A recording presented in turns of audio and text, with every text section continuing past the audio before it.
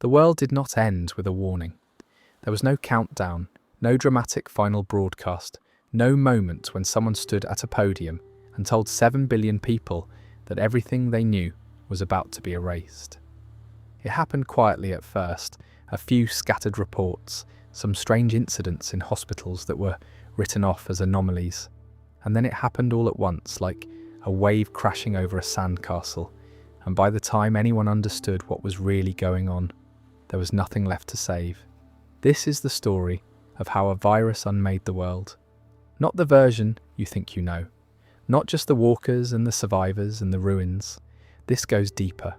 This goes all the way back to a laboratory in France, to a team of scientists who thought they were doing something important, to a pathogen that slipped through the cracks and burned civilization to the ground in a matter of weeks. This is the complete lore of The Walking Dead, and it is far more radical than you have ever been told. It starts with a name that almost nobody in this world ever learned: wildfire. That was the official designation. Wildfire, MSB 3417 to be exact, classified by the United States Centers for Disease Control and Prevention on April 16th, 2010. That was the day they first identified it, the day it went from being invisible to being real. But the virus did not begin in America. It did not begin in some jungle or some wet market or some random mutation of something natural. The wildfire virus was born in a laboratory, a biomedical facility in France called La Biomédecine, also known as DDMI, and the team that created it was called the Primrose Team. Now here is where things get complicated, because nobody set out to end the world. The Primrose Team, along with a second group called the Violet Team, were conducting experiments. The exact nature of those experiments remains murky even years into the apocalypse, but what survivors and scattered records suggest is that the virus was engineered for research purposes. Not as a weapon, at least not intentionally. It was scientific inquiry that crossed a line nobody realized existed until it was far too late. The facility housed multiple teams, each working on different aspects of the same project, and whatever they were doing produced a pathogen unlike anything the world had ever seen.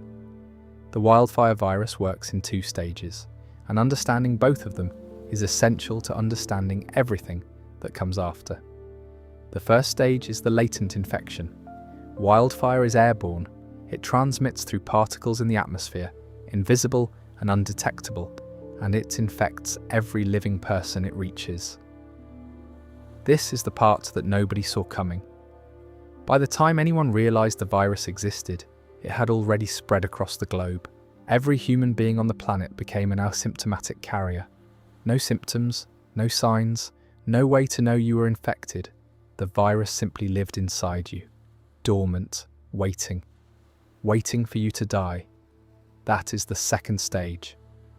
When the host dies from any cause at all, the wildfire virus activates. It targets the brainstem, the most primitive part of the brain, the part responsible for basic motor function and survival instincts. The virus reactivates just enough neural tissue to get the body moving again. Not the whole brain, not the parts that hold memory, personality, language, love, fear, hope. Just the brainstem. Just enough to make the corpse stand up, walk, and hunt. The resurrection times varied enormously. The fastest recorded case was 3 minutes. The longest was 8 hours. Violent deaths seemed to accelerate the process, possibly because of adrenaline flooding the system in those final moments. Factors like age, body mass, and the circumstances of death all played a role, but the end result was always the same. The person you knew was gone. What stood up in their place was something else entirely, a reanimated corpse driven by a single, overwhelming compulsion to feed on living flesh. And here is the truly terrifying part. The bite does not turn you. That is one of the most misunderstood aspects of this entire apocalypse. Everyone is already infected with wildfire. The virus is already inside every single person. What a bite does is introduce an active, concentrated agent of the virus directly into the bloodstream through the saliva of the reanimated host. This active agent causes a secondary infection that is essentially a death sentence. Fever, delirium, chills, nausea, organ failure. Death follows within 48 hours in almost every recorded case. And then, of course, the person reanimates. The bite does not turn you into a walker. The bite kills you. And then wildfire does what wildfire always does. This distinction matters because it changes everything about how the apocalypse unfolded. You did not need to be bitten to come back. You just had to die. A heart attack, a car accident, a stab wound, a fall, anything. Every single death, no matter the cause, became a potential resurrection. Hospitals filled with the dead became slaughterhouses overnight. Nursing homes became charnel houses. Battlefields became self-replenishing armies for the other side. The Primrose team was not in France when the outbreak reached critical mass. They had travelled to a conference in Toledo, Ohio, which meant they were cut off from their own facility when everything collapsed. Back in France, the Violet team was left to deal with the fallout. They tried to fix it. They tried to isolate the virus, to find a countermeasure, to undo what they had created, but their efforts did not succeed. In fact, they made things worse. Their attempts to mutate wildfire into a strain that could combat the reanimation process instead produced something more dangerous, variant strains of the virus that created faster, stronger, more aggressive forms of the Walking Dead. The scientists who created wildfire did not just fail to cure it, they accidentally made it deadlier. Across the Atlantic, in Atlanta, Georgia, the Centers for Disease Control became the last bastion of scientific hope in the United States. The facility was led by Dr. Edwin Jenner, a virologist whose wife, Dr. Candace Jenner, had been the head scientist studying wildfire. Candace was bitten when Atlanta fell, and the CDC was overrun. Knowing her death was inevitable, she made a choice that would become one of the most important scientific contributions of the entire apocalypse. She volunteered to have her infection, death, and reanimation recorded on film for future study. Edwin documented every moment. The scan showed her brain synapses hemorrhaging, flickering, dying. The screen went dark, and then, hours later, a faint glow returned in the brainstem, just enough to restart the body, just enough to create a monster wearing his wife's face. Edwin shot her. He collected the brain samples and labelled them TS-19. For 194 days after the wildfire outbreak was declared, Edwin Jenner stayed at the CDC alone. He ran experiments on those samples. He recorded video logs, transmitting them to the French scientists he could no longer reach. He drank. He talked to the camera as if it were the last friend he had left in the world. And when a group of survivors led by a man named Rick Grimes stumbled into the CDC begging for shelter, Jenner let them in. He showed them the TS-19 footage. He showed them the exact moment the virus kills a person and the exact moment it brings them back as something less than human. Rick asked him what the virus was. Jenner said he did not know. He did not know if it was natural or man-made. He did not rule out divine punishment when one of the survivors suggested the possibility. He said he had lost contact with the French scientists. He said, as far as he could tell, there was no one else left working on the problem. And then he revealed something that none of them were prepared to hear. The CDC had been running on backup generators. The fuel was almost gone. And when it ran out, a high-impulse thermobaric decontamination protocol would activate, designed to completely destroy the building and everything in it, including all remaining TS-19 samples. The CDC was programmed to self-destruct. Jenner intended to die in that explosion. He believed the outbreak was an extinction event. He believed there was no hope. His wife had told him to hold out as long as he could, and he had, and now he was done. Rick convinced him to open the doors and let the survivors leave, but Jenner stayed behind. A woman named Jackie stayed with him. They held hands and smiled as they watched the survivors flee on the security monitors. When the generators died and the countdown reached 0, The CDC erupted in a column of fire and black smoke that could be seen for miles. The last official research into the wildfire virus on American soil was destroyed in that moment. Every sample, every scan, every note, gone. And the survivors who drove away from that burning building carried something with them that was worse than grief. They carried the knowledge that nobody was coming to save them. Nobody was working on a cure. Nobody even fully understood what the virus was. What Jenna whispered to Rick before they parted ways would not be revealed until much later, but when it finally came out, it confirmed the darkest truth of all. Jenna told Rick that everyone was already infected. Every person. Everywhere. You did not need to be bitten. You just had to die. Rick carried that secret for months, because telling the others meant destroying the only comfort they had left.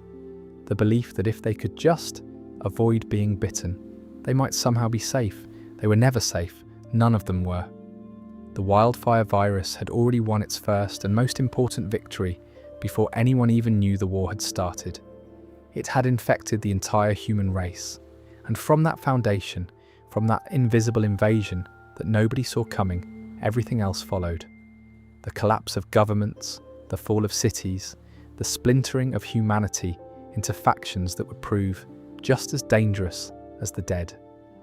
All of it traces back to a laboratory in France, a team of scientists who thought they were doing important work, and a virus that slipped through the cracks and rewrote the rules of life and death on planet Earth. But the virus was only the beginning. To truly understand what happened next, you need to understand what the dead became. Because wildfire did not create just one kind of monster. Over the years, through mutation and experimentation and the slow, patient work of evolution, the Walking Dead changed. They adapted. They became something far worse than anyone imagined in those first terrible days. The mechanics of death in this world are nothing like they were before. In the old world, death was an ending, a period at the end of a sentence. In this world, death is a comma. It is a pause before something else begins. Something worse. And understanding how that transition works is the difference between surviving another day and becoming one of the things shuffling through the ruins. When a person dies, the wildfire virus begins its work almost immediately. The higher brain functions shut down first. The cerebral cortex, the part that makes you who you are, goes dark. Your memories, your personality, your ability to speak and reason and love, all of it vanishes in an electrochemical cascade that no amount of medical intervention can reverse. But the brainstem, that ancient cluster of neurons at the base of your skull, the part that evolved hundreds of millions of years ago to keep primitive organisms alive, that is where wildfire takes root. The virus reactivates just enough of the brainstem to restore basic motor control and sensory input. The body can move, the eyes can see after a fashion, the ears can hear, the nose can smell, but there is nothing behind those senses, no consciousness, no will, just hunger. Dr. Edwin Jenner captured this process on film with his wife's brain scan, the one he labelled TS19. The footage showed the synapses of a living brain firing in complex, beautiful patterns, a galaxy of electrical activity that represented everything Candace Jenner was. Then the infection took hold. The synapses began to misfire. Hemorrhages spread through the neural tissue like ink dropped in water. One by one, the lights went out until the entire scan was black. Candace Jenner was dead. And then, 2 hours, 1 minute, and 7 seconds later, a faint glow returned. Not the brilliant constellation of a living mind, but a dim, scattered flicker concentrated in the brainstem. Just enough to get the body moving. Just enough to turn what had been a brilliant scientist into a thing that wanted nothing more than to tear into living flesh. The reanimation timeline was never consistent. Some people came back in as little as 3 minutes. Others took up to 8 hours. The variables were numerous and poorly understood even by the handful of scientists who had the opportunity to study the process. violent deaths seemed to produce faster reanimation, possibly because the surge of adrenaline at the moment of death created conditions that were more favourable for the virus. Younger, healthier bodies may have reanimated faster than older or more damaged ones, though the data was always incomplete because the circumstances of the apocalypse made controlled observation nearly impossible. What the survivors learned through trial and error, through loss after loss after loss, was that the only way to prevent reanimation was to destroy the brain before or immediately after death. A bullet, a blade, a blunt object driven through the skull with enough force to obliterate the brainstem. Anything less was insufficient. You could stab a walker through the heart, shoot it in the chest, cut off its limbs, and it would keep coming. The body was irrelevant. The brainstem was everything. Destroy the brainstem and the walker dropped. Fail to destroy it, and the walker kept going until something else did.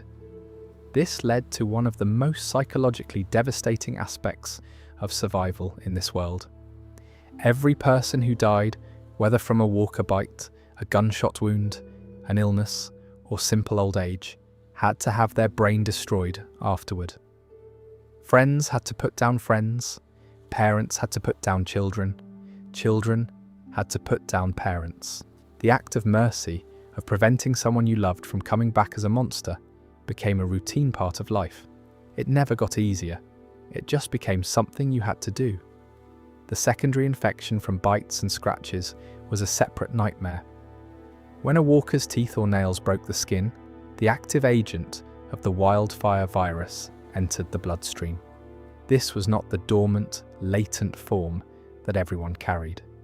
This was concentrated, aggressive, and invariably fatal. The infection presented with a predictable sequence of symptoms. First came the fever, often spiking within hours of the bite. Then came the chills, the sweating, the nausea.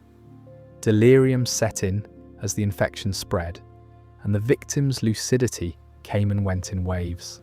Some people held on for days.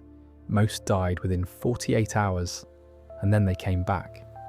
The only known countermeasure was amputation, and even that was a desperate gamble.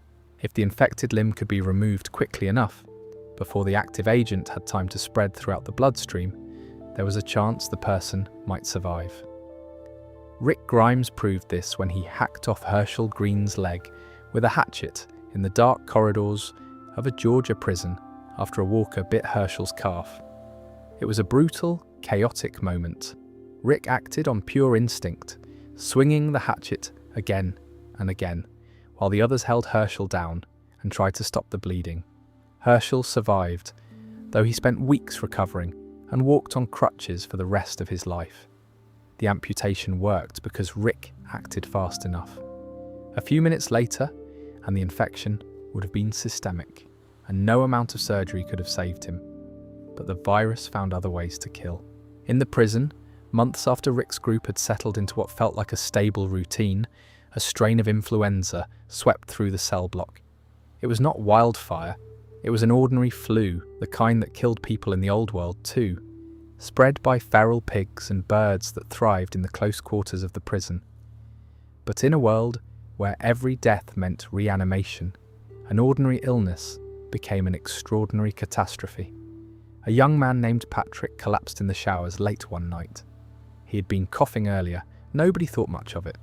Patrick died on the shower floor, and within hours he reanimated and began moving silently through the cell block, biting sleeping survivors who never had a chance to defend themselves. By morning, the cell block was in chaos. Multiple people were dead.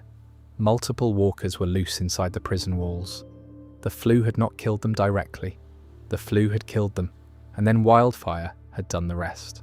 This was the pattern that made survival so precarious. Any illness, any injury, any failure of the body could trigger the cycle. Laurie Grimes, Rick's wife, spent months terrified that her unborn baby might die in the womb and reanimate inside her. The fear was not irrational. Nobody knew what the virus would do to a fetus. Nobody knew if a stillborn child would come back. The uncertainty was its own form of torture, and it followed every pregnant woman in this world through every trimester. The virus also raised questions that nobody could answer. Was there a threshold of brain damage below which wildfire could not function? Could the virus reanimate someone who'd been dead for hours or days rather than minutes? What happened to walkers over time? Did the virus maintain the body indefinitely, or did decomposition eventually win? Survivors observed that walkers seemed to deteriorate, growing slower and more fragile as months and years passed, their flesh rotting away, their bones becoming brittle. But the brainstem kept firing. Walkers that should have collapsed from sheer physical decay continued to move, continued to hunt, continued to kill. The virus was relentless in a way that defied biological logic. Some survivors attempted to study the infected. Herschel Green kept walkers in his barn for months, including his wife and several of his neighbours, because he believed they were sick people who might one day be cured. He was wrong, and the revelation of those walkers when the barn doors were thrown open and the dead came pouring out was one of the most devastating moments in the early days of the apocalypse. Among them was a little girl named Sophia, a child who had been lost in the woods for days, while her mother prayed for her safe return. She walked out of that barn with clouded eyes and a slack jaw, and Rick Grimes put a bullet through her head because nobody else could bring themselves to do it. Milton Mamet, an advisor to a man who called himself the governor, also studied the infected. He believed that walkers might retain some fragment of their former identity, some residual memory buried beneath the virus. His experiments were crude but sincere. He played music for them. He showed them photographs of people they had known in life. He recorded their responses with the meticulous care of a man who desperately wanted to believe that the dead were not entirely gone. His findings were inconclusive at best. There were moments when a walker seemed to hesitate, seemed to respond to a stimulus in a way that hinted at something beyond pure instinct. But those moments were rare and ambiguous, and Milton himself eventually admitted that he could not prove the dead retained anything of who they had been. The truth, as far as anyone could determine, was this: the wildfire virus was not interested in preserving humanity. It was interested in propagating itself. The reanimated dead were not people. They were vectors, delivery systems for a pathogen that had found the most efficient possible method of transmission. Kill the host, reanimate the body, use the body to attack other hosts. Kill those hosts, reanimate those bodies, repeat. It was a cycle of devastating simplicity, and it had overrun the entire planet in a matter of weeks. But the standard walkers, the slow, shuffling, groaning dead that most survivors learn to navigate around and occasionally fight through, were only the beginning. Because out in the wider world, particularly in France where the virus had been born, and where the desperate attempts to cure it had only made things worse, something else was happening. The dead were changing. New variants were emerging, some through natural mutation, and others through deliberate human experimentation. And these variants were not slow. They were not predictable. They were something entirely new, and they were about to make survival harder than anyone thought possible. To survive in the world of the walking dead, you needed to understand one thing above everything else. The bite does not turn you. The bite kills you. And then wildfire does what wildfire has always done. This distinction sounds academic, but it is the difference between life and death for every character who has ever walked through this story.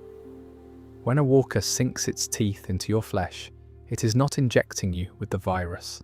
You already have the virus. Everyone does. What the bite delivers is a cocktail of bacteria from the walker's rotting mouth, a secondary infection so severe and so toxic that it causes rapid sepsis. Fever spikes, organs begin to fail. The body shuts down within 48 hours, sometimes faster, and then wildfire activates, restarting the brainstem and sending the corpse shambling back into the world to repeat the cycle. This is why amputation works, at least sometimes. When Herschel Green was bitten on the calf while exploring the deeper corridors of the prison, In Season 3, Rick did not hesitate. He grabbed a hatchet and severed Herschel's leg above the wound, cutting off the path the bacterial infection would take to reach the rest of his body. It was brutal. Herschel went into shock, lost consciousness from blood loss, and nearly died on the cafeteria floor, while 5 prisoners watched from the shadows. But it worked. The infection never spread. Herschel survived, learning to walk on crutches, and lived for another year and a half before the governor took his head with Michonne's katana outside the prison fence. The speed of reanimation varies wildly, and this unpredictability is one of the most terrifying aspects of wildfire. Dr. Jenner's research at the CDC recorded reanimation times ranging from as little as 3 minutes to as long as 8 hours. His wife, Candice, reanimated in 2 hours, 1 minute, and 7 seconds. The factors that influence this window are not fully understood, but the data suggests that violent deaths tend to produce faster reanimation, likely because of heightened adrenaline levels at the moment of death. Age, sex, body mass, and overall health may also play a role, though no one in the Walking Dead universe has ever had the luxury of conducting a controlled study. This uncertainty haunted every community that tried to establish order in the new world. You could lose someone to a heart attack, a fall, a simple illness, and have no way of knowing whether they would reanimate in 3 minutes or 3 hours. The prison flu arc in Season 4 demonstrated this with devastating clarity.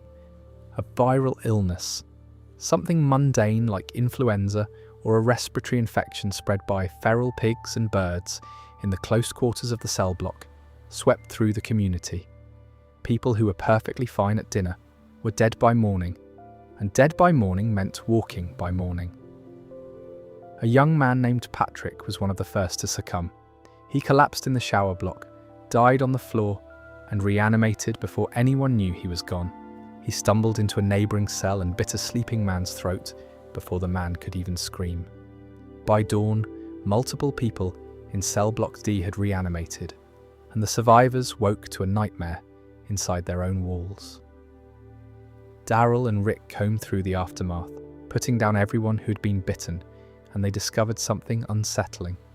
Some of the dead had no bite marks at all, no scratches, no wounds. They had simply gotten sick, died from the fever, and come back. The flu killed them. Wildfire did the rest. Rick's group realised that they were dealing with 2 enemies at once: the walkers outside the fence and the inevitability of natural death inside it. Dr. Caleb Subramanian, the prison's physician, recognised the symptoms as something he had seen before the apocalypse: a pathogen spread by feral pigs and migratory birds. Bob Stuckey, a former army medic, confirmed that diseases like this thrived in close quarters. Every person in the cell block was potentially infected with the flu, and every death, regardless of cause, was a potential reanimation event. This is the mechanical horror of wildfire. It does not need to attack you. It just needs you to stop breathing. Laurie Grimes understood this fear more intimately than perhaps anyone else in the story. During her pregnancy, she confided in Herschel that she was terrified the baby might be stillborn, a dead child inside her body, reanimating before it could be delivered. The thought of her unborn baby turning into a walker in her womb was the kind of horror that no previous apocalypse fiction had ever dared to explore. She made Herschel promise that if the baby died, or if she died during childbirth, he would put them both down immediately. No hesitation, no sentiment, just the cold mathematics of survival in a world where every corpse is a ticking clock. When Laurie did die during an emergency cesarean performed by Maggie Green in the bowels of the prison, with walkers closing in and no medical supplies, Carl was the one who stayed behind. His mother asked him to be strong. She told him he was going to beat this world, and then she bled out on the concrete floor, and Carl, 13 years old, put a bullet in her head to prevent her from coming back. Rick found the blood. He found the shell casing. He never found her body because walkers had dragged it away and consumed it. But he knew what had happened, and something inside him broke that never fully healed. The mechanics of wildfire shaped every decision, every relationship, every moment of peace and every eruption of violence across the entire series. Communities built walls not just to keep walkers out, but to manage the inevitable deaths within. Every funeral was a security operation. Every illness was a potential outbreak. Every elderly person, every injured survivor, every child with a fever was a countdown that nobody could read. When the virus was active, meaning when someone had been bitten and the secondary bacterial infection was racing through their system, the symptoms followed a recognizable progression: delirium, chills, nausea, profuse sweating. The infected person would often become confused, sometimes aggressive, as their body temperature spiked and their organs began to fail. The skin around the bite would discolor, turning grey and then black as the tissue necrosed. Some people held on for a day or two, others went fast. Jim, one of the original Atlanta camp survivors, was bitten during a walker attack and chose to be left behind under a tree rather than slow the group down on their journey to the CDC. He was still alive when they drove away, sitting against that tree, staring at the sky, waiting for the fever to finish what the walker had started. Tyrese Williams would die from a bite later in Season 5, after being caught off guard in Noah's family home. His death was one of the most poignant in the series. A gentle, massive man who had carried baby Judith through the wilderness, who had survived Terminus and the fall of the prison, brought down by a single moment of distraction. The infection took him slowly, his blood pressure dropping, his vision blurring, hallucinations of the dead visiting him as he sat in a child's bedroom with his arm turning black. By the time the group amputated, it was too late. The infection had already spread through his blood. These deaths were not dramatic action sequences. They were slow, grinding, medical emergencies playing out in a world without hospitals, without antibiotics, without any of the infrastructure that modern medicine depends on. A bite in our world might require a tetanus shot and some stitches. A bite in The Walking Dead is a death sentence, not because of the walker that delivered it, but because of the microscopic army that followed it in. The virus engineered a perfect system. It spread through the air, infecting everyone on the planet without killing them. It lay dormant, invisible, undetectable. And when the host died from any cause, it activated the most basic neural pathways and sent the body out to create more death, more hosts, more opportunities for the cycle to continue. The secondary infection from bites was simply the accelerator, a way to speed up the process, to turn days or years of natural lifespan into hours of agonized deterioration. Wildfire was not sentient. It had no plan, no agenda, no will. But if you watched the way the infected moved and gathered and spread, you could almost convince yourself that something was guiding it, something patient, something that had already won the war and was simply managing the cleanup. And the most disturbing implication of all was one that Jenna never had time to explore before the CDC burned. If wildfire reactivated the brainstem, if it restored motor function and sensory input and the instinct to feed, then on some level, however primitive, the dead were not entirely dead.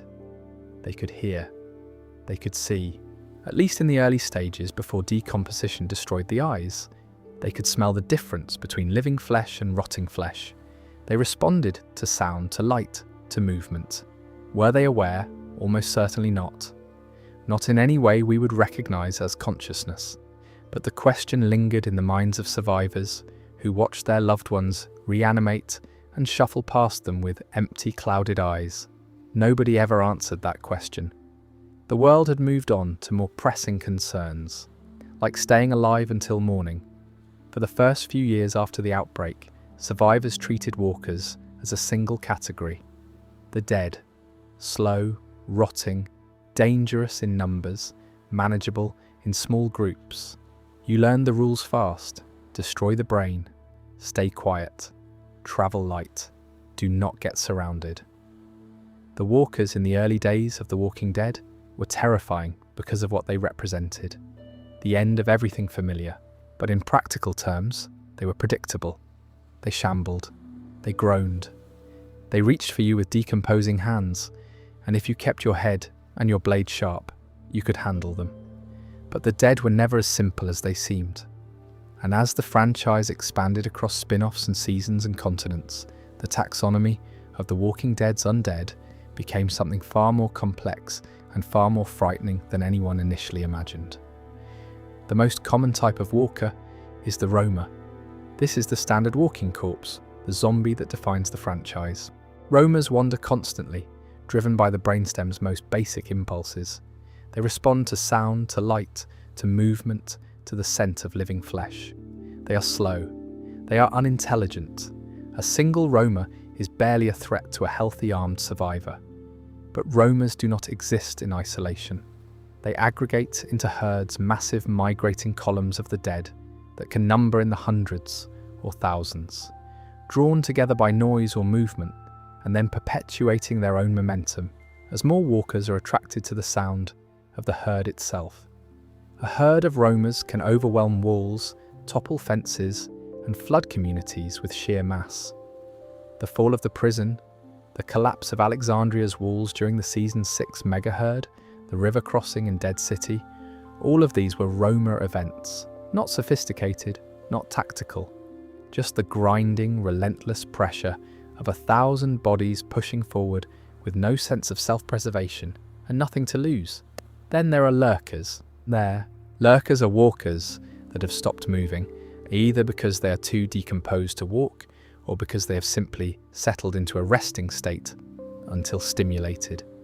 They sit in cars, lean against walls, lie on the floor in dark rooms, and wait. The danger of a lurker is not its speed or its strength. It is the surprise. You reach into a car to grab a supply bag, and a hand locks around your wrist. You walk through what you think is an empty building, and a corpse on the floor suddenly grabs your ankle. Lurkers have killed more experienced survivors through shock and surprise than almost any other type of walker. In the sewers beneath Manhattan, in Dead City, lurkers fuse together into something grotesque.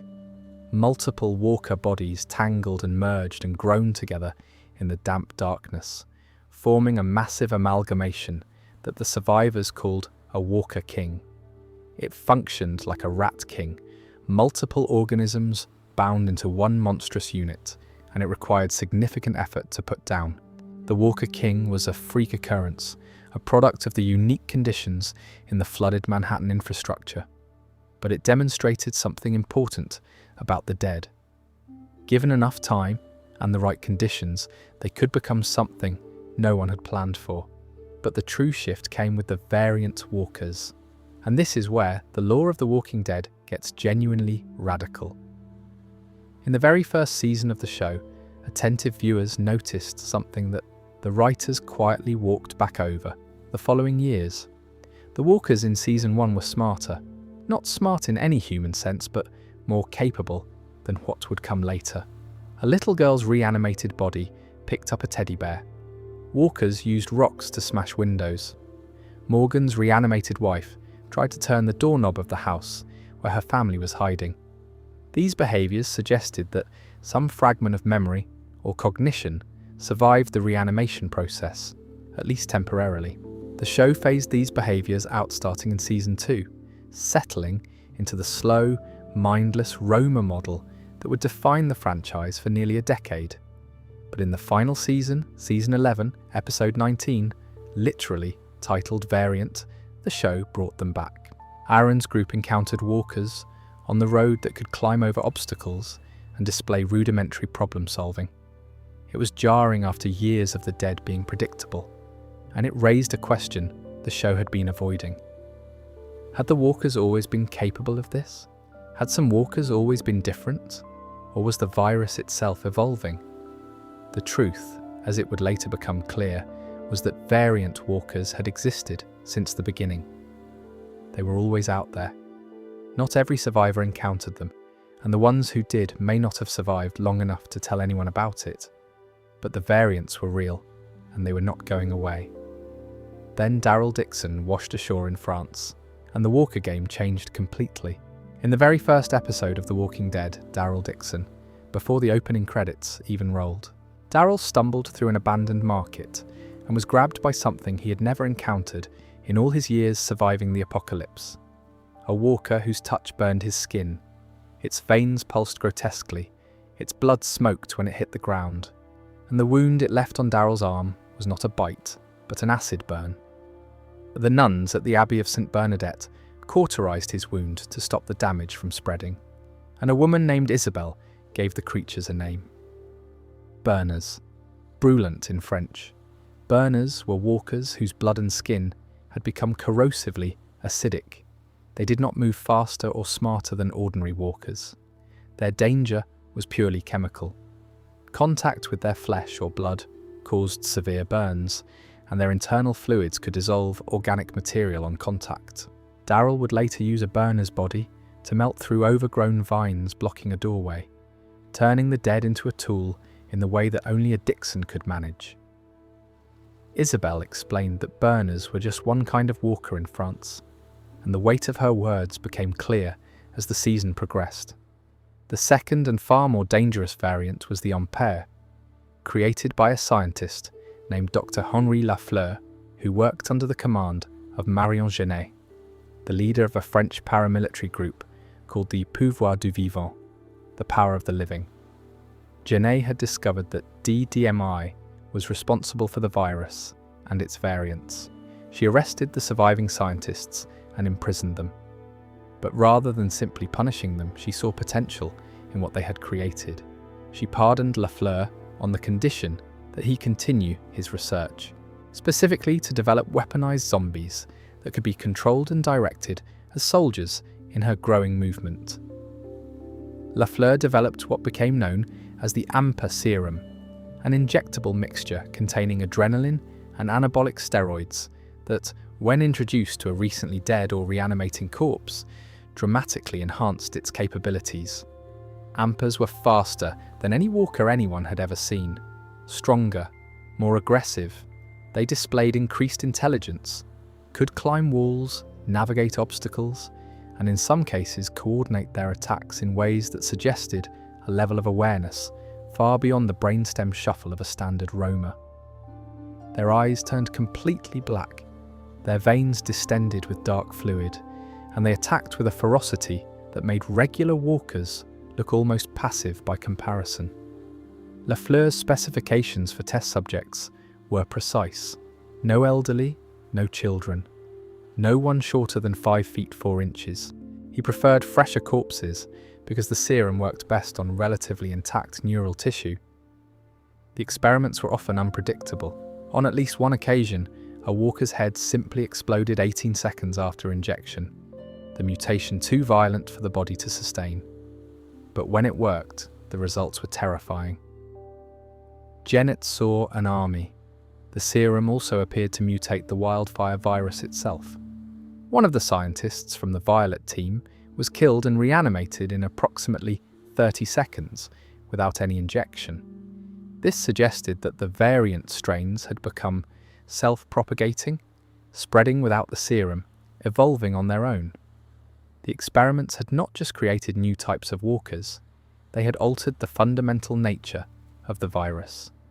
Lafleur eventually created hybrids that combined the traits of multiple variants: acidic blood from the burner strain, enhanced speed and strength from the AMPA strain, climbing ability, increased durability.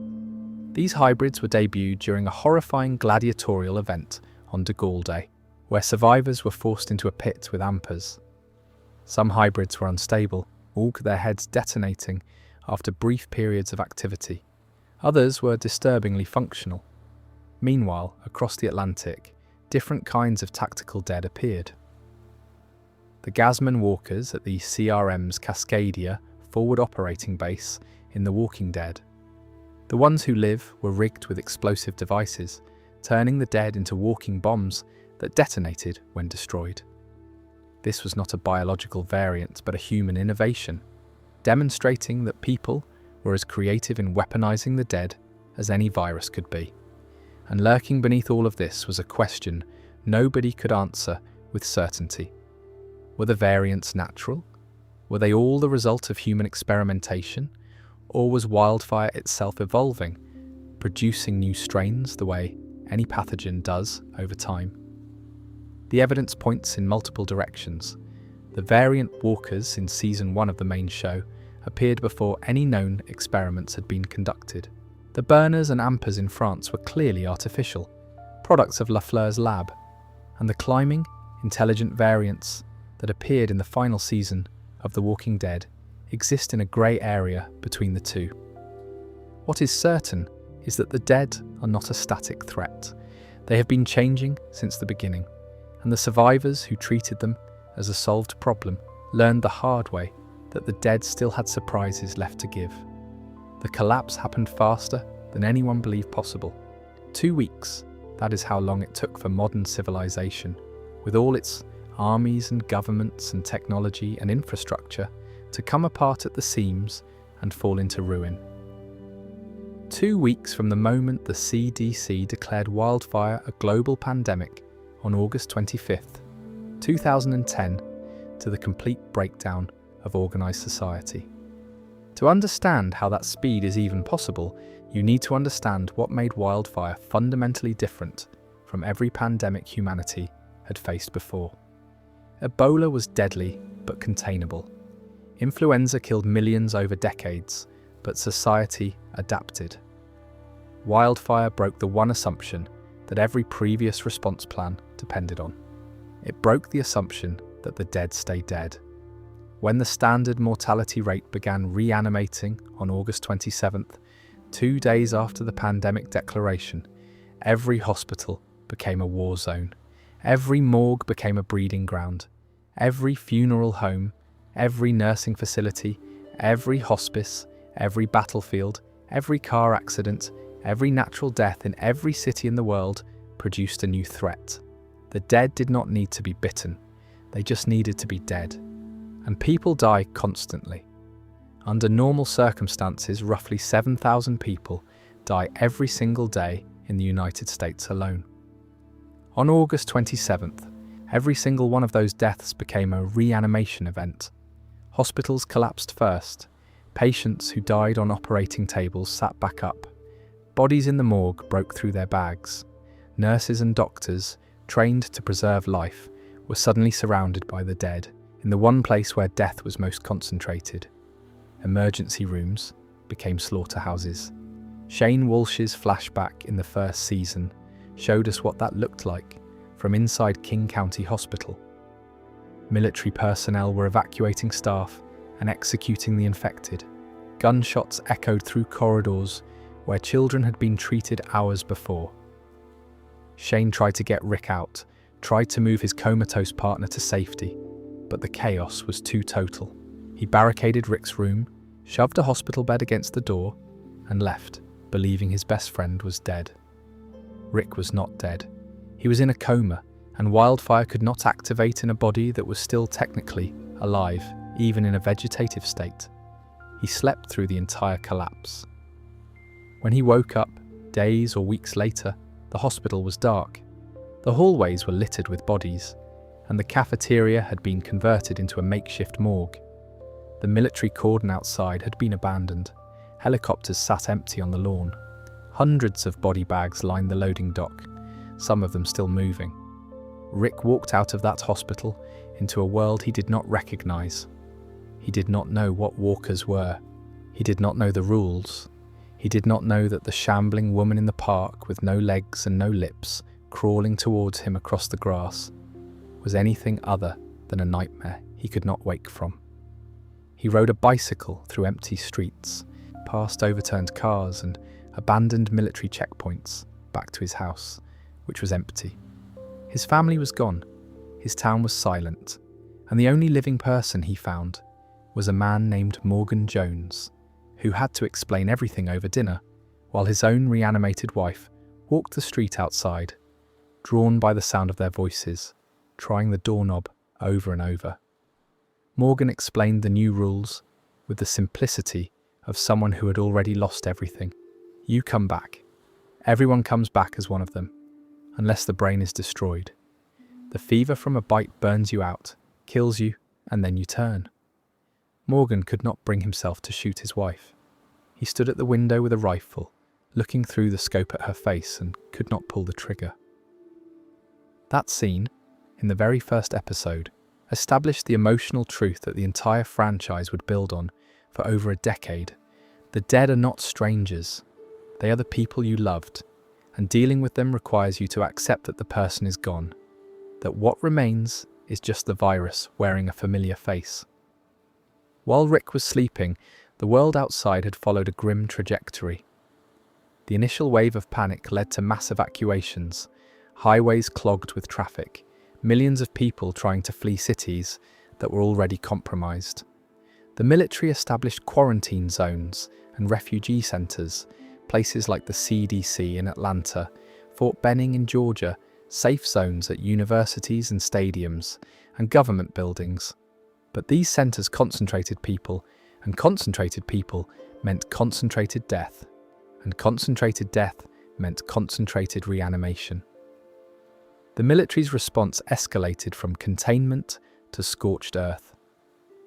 Operation Cobalt, referenced across multiple Walking Dead shows, was the final directive. When the quarantine zones failed, when the military realised that the situation was beyond retrieval, they began destroying the cities they were supposed to protect. Napalm strikes hit Los Angeles, as depicted in Fear the Walking Dead. Philadelphia was partially bombed by federal forces trying to eliminate both the infected and the surviving population. The Pennsylvania National Guard, led by a man named Major Donald Okafor, defied federal orders and fought back.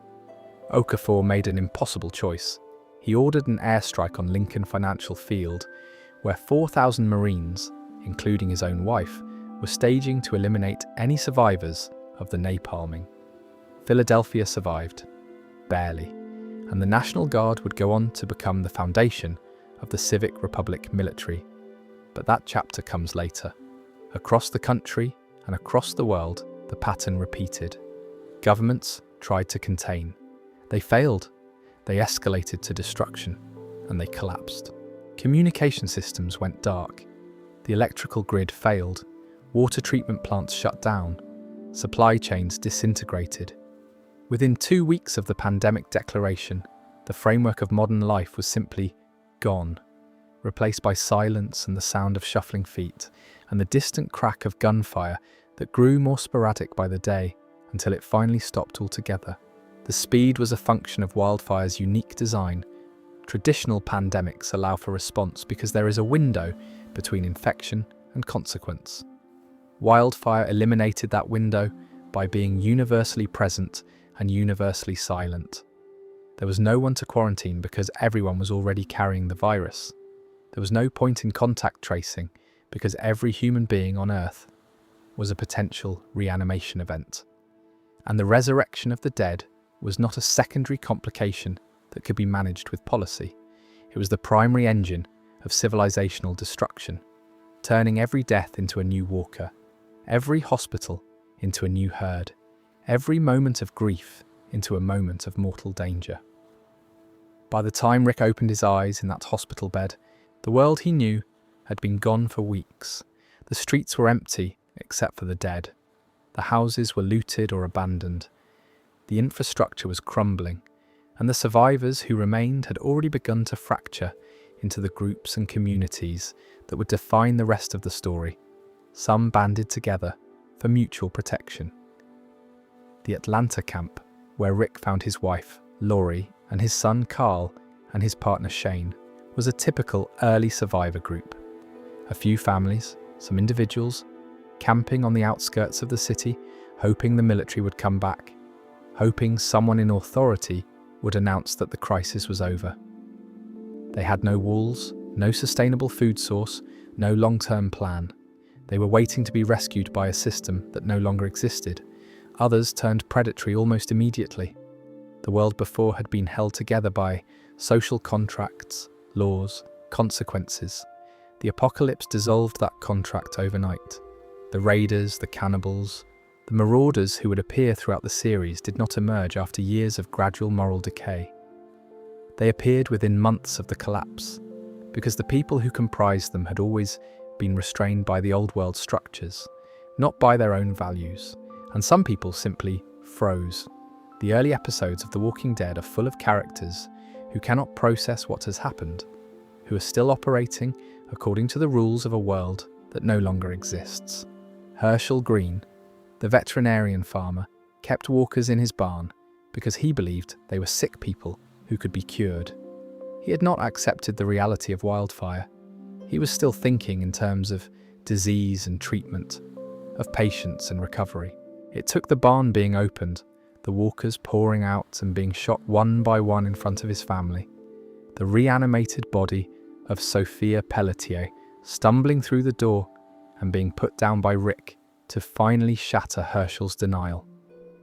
That moment might be the most precisely constructed scene in the entire series. Carol's daughter Sophia had been missing for weeks. The group had risked everything searching for her. Daryl had taken an arrow through his side, looking for her in the woods, and there she was, dead, reanimated, shambling out of Herschel's barn in rural Georgia, and Rick was the only one who could pull the trigger. The sound of that shot echoed through the silence, and nobody moved and nobody spoke because there was nothing left to say. The world did not fall in a single moment. It fell in a million small ones. A husband who could not shoot his wife. A mother who could not accept that her daughter was gone. A hospital where the patients got back up. A highway where the cars stopped and never moved again. A government that chose fire over surrender. Each of those moments was a fracture, and fractures, when they accumulate, eventually bring the whole thing down. Understanding the timeline of how civilization actually fell is important because the common assumption is that it was gradual. They imagine a slow decay, a long winter of declining services and growing fear. That is not what happened. What happened was fast, brutally, incomprehensibly fast. From the moment the wildfire virus was identified in April of 2010 to the total collapse of organised society, fewer than 5 months passed, and the actual unravelling, the part where everything truly came apart, took roughly 2 weeks. For those first 4 months after the CDC identified wildfire, the virus was spreading silently. There were scattered incidents, strange cases in hospitals, reports that trickled through media outlets about people displaying extreme aggression and cannibalistic behaviour. Other reports, even stranger, about dead bodies that seemed to move on their own. The public dismissed these stories. They sounded like tabloid hysteria, the kind of thing you would see on the cover of a grocery store magazine. People had jobs and mortgages and school pickups and dinner plans. The idea that the dead were literally rising was too absurd to take seriously. On August 25th, 2010, the CDC declared wildfire a global pandemic. That was the first moment when the general public understood that something was genuinely wrong. But even then, the reaction was muted. Pandemics were something that happened in the news. They were abstractions. People bought extra canned food and argued about whether the government was overreacting. 2 days later, on August 27th, the standard mortality rate began to reanimate at cataclysmic levels. Every person who died in every hospital, in every nursing home, in every car accident on every highway came back. And they came back hungry. The cascade was instantaneous. Hospitals were the first to fall because hospitals are where people go to die. Emergency rooms that were already overwhelmed with the sick and injured suddenly had to contend with the dead, rising off gurneys and out of body bags. Medical staff were bitten. They collapsed. They reanimated. Patients in beds were attacked. They died. They reanimated. Within hours, hospitals across the country went from centres of healing to epicentres of slaughter. The military was mobilised, but the military was designed to fight enemies that stayed dead when you shot them. Soldiers aimed for centre mass, the way they were trained, and the walkers kept coming. By the time the order came down to aim for the head, entire units had been overrun. Cities became death traps. The population density that had made urban life possible now made it lethal. A single walker in a crowded subway car could start a chain reaction that would claim hundreds of lives within the hour. Highway systems that were supposed to be evacuation routes became parking lots of the dead, as thousands of cars stalled bumper to bumper, and the walkers moved between them like predators through tall grass. The images that survivors described in the aftermath were almost too terrible to process. Families trapped in their vehicles, pounding on windows that would not break, crowds pushing toward exits that no longer existed. The sound of a city dying, which was not silence but a continuous, rolling wave of screams and gunfire, and the groaning of the dead. The United States government enacted Operation Cobalt as a last resort. The specifics varied by location, but the broad strokes were consistent. Military forces were ordered to napalm population centres that had been deemed lost. The logic was brutal, but simple. If a city was overrun, the dead within it would eventually spread outward, creating herds that would swamp surrounding communities. By destroying the city, you contained the herd. In Los Angeles, the bombs fell on neighborhoods full of people who were still alive, who had barricaded themselves in their homes and were waiting for a rescue that would never come. In Philadelphia, the situation was even more chaotic. Federal Marines and the Pennsylvania National Guard turned their weapons on each other in a civil war that erupted amid the larger catastrophe. An Air Force major named Donald Okafor made the decision to bomb Lincoln Financial Field, where 4,000 Marines, including his own wife, had gathered. The Marines had been preparing to kill any survivors of the planned napalm strike on the city. Okafor chose to destroy them first. Philadelphia survived barely, and the National Guard went on to form the foundation of what would become the Civic Republic military. But the cost was staggering. The city was partially destroyed, large sections left in ruins that would not be rebuilt for over a decade. Rick Grimes slept through all of this. He was a sheriff's deputy in King County, Georgia, who had been shot in the line of duty weeks before the outbreak reached critical mass. He was in a coma in Harrison Memorial Hospital when the world ended. His partner, Shane Walsh, tried to save him. Shane came to the hospital as the military was evacuating staff and executing the infected in the hallways. He checked Rick's monitors and heard no heartbeat. He believed Rick was dead. He barricaded the hospital room door and fled with Rick's wife, Lori, and their son, Carl. Rick woke up alone. The hospital was dark. The hallways were empty, except for the dead. He stumbled through corridors lined with bodies past a door marked with the words, "Don't open, dead inside," that bulged outward as the things behind it tried to push through. He made it outside into blinding sunlight and saw hundreds of corpses arranged in rows on the loading bay, wrapped in sheets, covered in flies. A military helicopter sat abandoned on the lawn. Sandbags and razor wire marked a perimeter that nobody was left to defend. He went home. The house was empty. He sat on his front porch and watched a man shuffling down the street and waved, thinking it was a neighbour. A boy crept up behind him and hit him in the head with a shovel. That boy was Dwayne, and his father was Morgan Jones, and they were the first living people Rick met in the new world. Over dinner that night, Morgan explained what had happened. The recently dead had begun reanimating. They attacked the living and spread the infection through bites. Society had collapsed. The military had been overwhelmed. There was no government, no infrastructure, no help coming. Morgan explained the rules. The dead come back. They hunt by sound and movement, and the only way to stop them is to destroy the brain. He said it all calmly, the way you might explain the weather to someone who'd been indoors for a while. Rick left the next morning for Atlanta, where the CDC had reportedly established a safe zone. He found the city in ruins, streets clogged with abandoned military vehicles, bodies everywhere, the CDC building locked and shuttered, and a herd of walkers so large that it filled entire city blocks. a river of the dead flowing through the corpse of a city that had once held 500,000 people. The world that Rick rode into on a horse, wearing his deputy's uniform and carrying a bag of guns, was not a world in the process of ending. It was a world that had already ended. The fall had been so fast and so total that there was no transitional period. 1 week, people were going to work and watching television and complaining about traffic. 2 weeks later, those people were either dead, reanimated, or hiding in the ruins of everything they had built.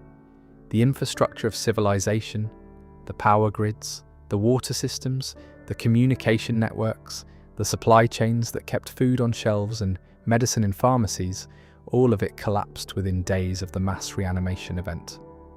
Not because the systems were fragile, but because the people who operated them were suddenly either dead or fighting for their lives. The speed of the collapse was the thing that made it so complete. There was no time to adapt, no time to build defenses, no time to develop protocols. The old world simply stopped mid-sentence, and the new world began with a groan and the sound of shuffling feet. In the months and years that followed, the survivors who remained would attempt to rebuild. They would form communities, establish trade routes, plant crops, raise children, create governments, wage wars, and grapple with the fundamental question of what it meant to be human in a world where humanity was no longer the dominant species. Some of those communities would succeed, others would fail spectacularly, and a few would become powerful enough to shape the future of the entire continent. But all of them were built on the same foundation, the ashes of a world that had burned so quickly that most of the people who died in it never even understood what was happening to them. In the ruins of the old world, people did what people have always done.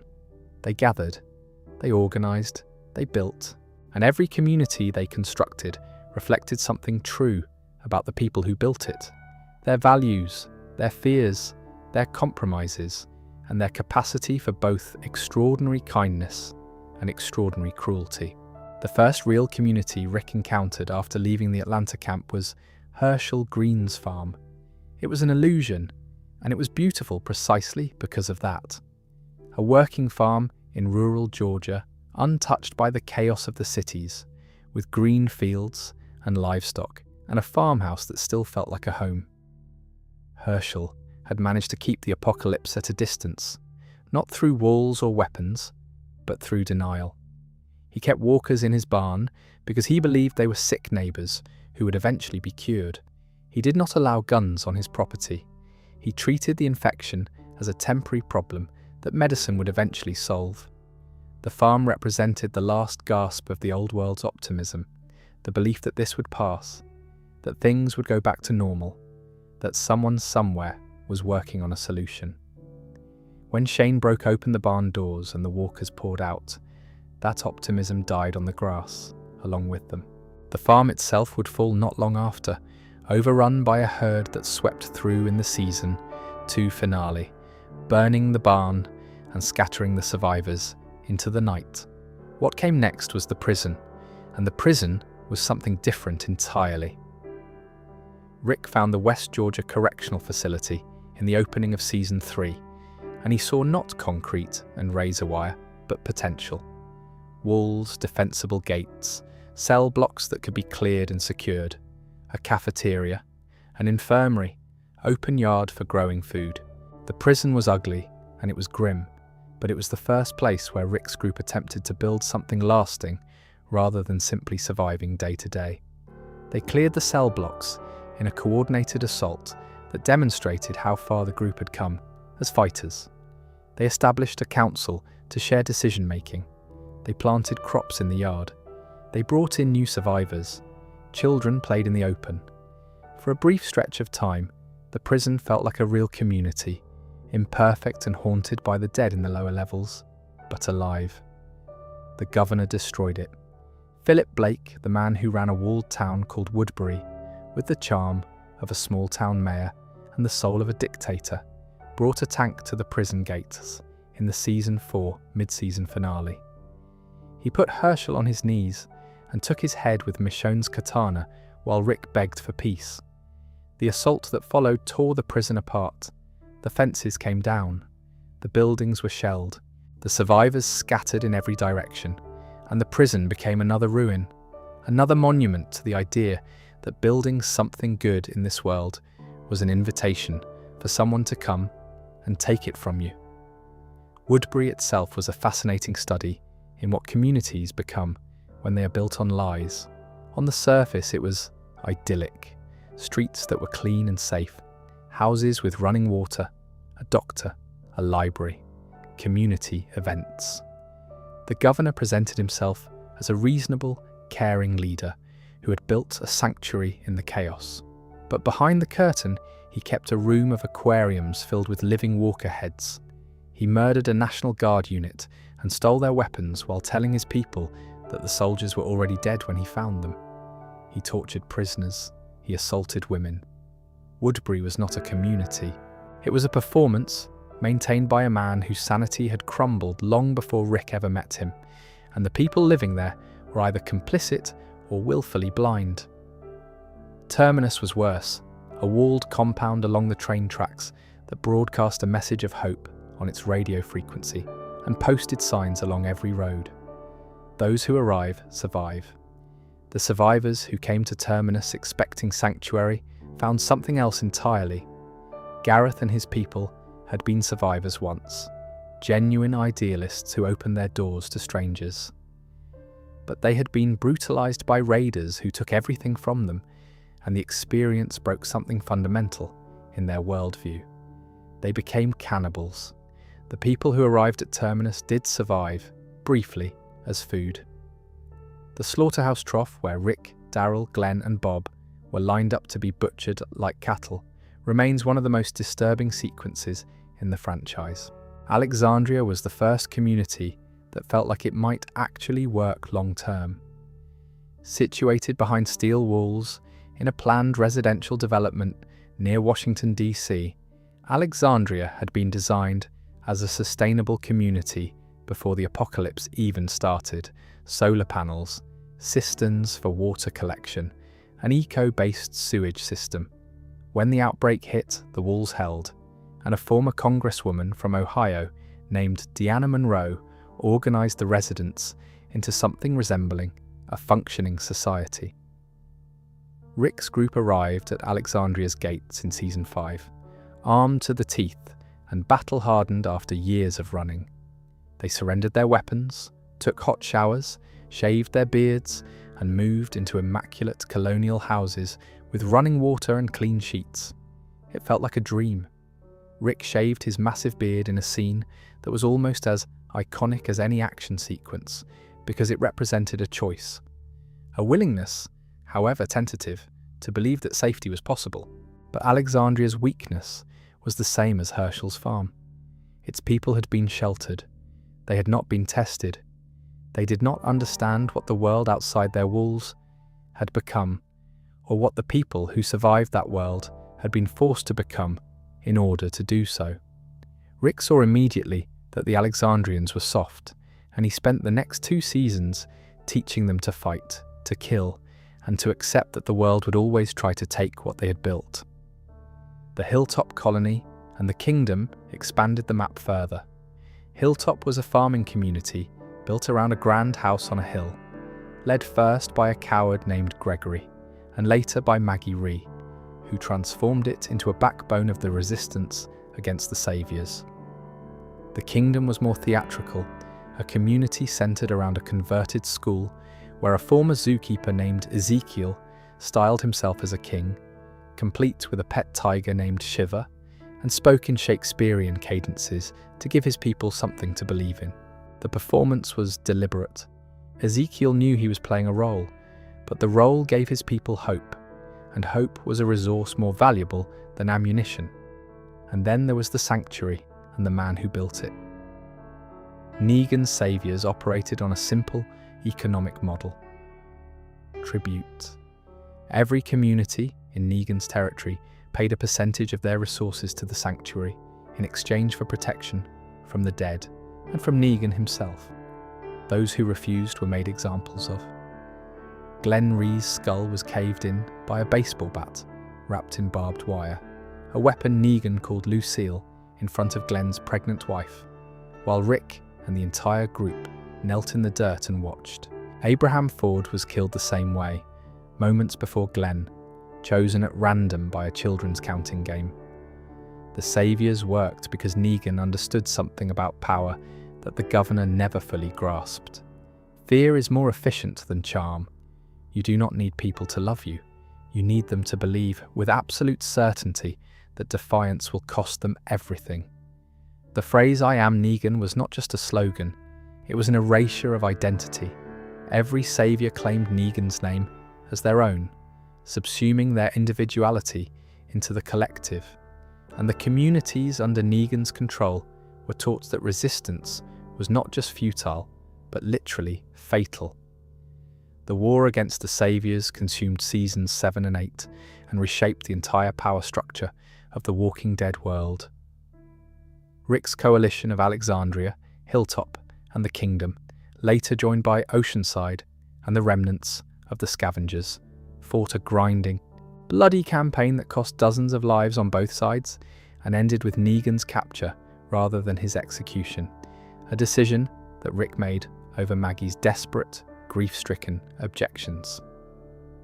Years later, a new kind of community emerged. The Commonwealth, introduced in the final season, was the largest and most complex society the show had ever depicted. Based in Ohio, with a population exceeding 50,000, the Commonwealth had a functioning government, a military, a class system, currency, jobs, courts, and all the institutional machinery of the pre-apocalypse world. It also had all of the old world's problems: inequality, corruption, a ruling class that hoarded resources while the lower tiers struggled. Sebastian Milton, the spoiled son of the Commonwealth's governor, embodied everything wrong with rebuilding the old world's worst features alongside its best ones.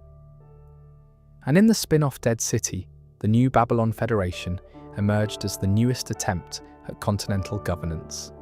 Operating with its own legal code, its own military of marshals, and its own brutal system of justice, including the practice of sawing convicted criminals in half lengthwise, New Babylon represented something both hopeful and terrifying. A nation-state rising from the ashes, complete with all the authoritarian instincts that nations have always carried. Every community in The Walking Dead is a mirror. Herschel's farm reflected denial. The prison reflected fortitude. Woodbury reflected the seductive lie of the strong man. Terminus reflected what happens when hope is destroyed and nothing fills the void. Alexandria reflected the fragility of comfort. The sanctuary reflected the economics of fear. The Commonwealth reflected the persistence of class. And New Babylon reflected the eternal human impulse to build empires, even when the world has already proven that empires fall.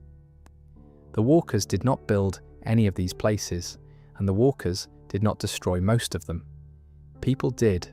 People built, and people burned, and people killed each other over walls and food and ideology and power, while the dead shuffled past outside, patient and indifferent, waiting for the living to finish fighting so they could have what was left. In the vacuum left by the collapse, people did what people have always done. They gathered. They built walls. They tried to recreate some version of the world they had lost. And in doing so, they revealed something profound about human nature. Even at the end of the world, people cannot agree on how to live together. The communities that rose from the ashes of civilization were as varied as the people who built them, and each one represented a different answer to the same impossible question. How do you survive when survival itself has become the only thing that matters? Herschel Green's farm was the first real sanctuary that Rick's group encountered after the fall of Atlanta. It sat on 160 acres of Georgia countryside, a white farmhouse with a wraparound porch and a barn, and pastures that looked like they belonged in a painting. Herschel had held it for generations, and when the world ended, he simply continued living there as if nothing had changed. He believed the outbreak was temporary. He believed the walkers were sick people who would eventually be cured. He kept them in his barn, his wife, his neighbours, members of his community, feeding them chickens and waiting for the day when someone would figure out how to bring them back. When Shane Walsh tore the doors off that barn and the dead came pouring out, including a little girl named Sophia, whom everyone had been searching for, the illusion of the farm as a safe haven died with them. Herschel's farm taught the survivors their first hard lesson. You cannot pretend the old world still exists. The dead do not get better, they just get hungrier. The prison that Rick's group claimed in the months after the farm was the opposite of Herschel's pastoral illusion. It was ugly and brutal and perfect. High concrete walls, chain link fences topped with razor wire, guard towers with clear sightlines, cell blocks that could be sealed and defended individually. Rick saw it and understood immediately what it could become. Not just shelter, but a home. A place where they could grow food in the courtyard, raise livestock, establish a council, even start a school. And for a while, it worked. The prison community grew to include dozens of survivors. They planted seeds and harvested crops. They organised watch schedules and supply runs. Herschel, who had lost his leg to a walker bite and survived thanks to Rick's desperate amputation, served as the group's doctor and moral compass. Children played in the courtyard. There were even moments of something resembling normalcy, evenings around a campfire where Beth Green and her sister Maggie would sing old Irish songs. But the prison attracted attention. A man who called himself the governor had built his own community a few miles away in a town called Woodbury. On the surface, Woodbury looked like a miracle. Paved streets, running water, electricity from generators, community cookouts and cold drinks. The governor, whose real name was Philip Blake, presented himself as a benevolent leader who had rescued his people from the chaos and given them something worth living for. Behind the curtain, he was a psychopath. He kept the severed heads of walkers in fish tanks in his private apartment. He conducted brutal raids on other survivors to steal their supplies and executed anyone who challenged his authority. When he learned about the prison, he became obsessed with taking it, not because he needed the space, but because he could not tolerate the existence of a community he did not control. The war between the prison and Woodbury was the first large-scale conflict between survivor communities, and it ended in devastation.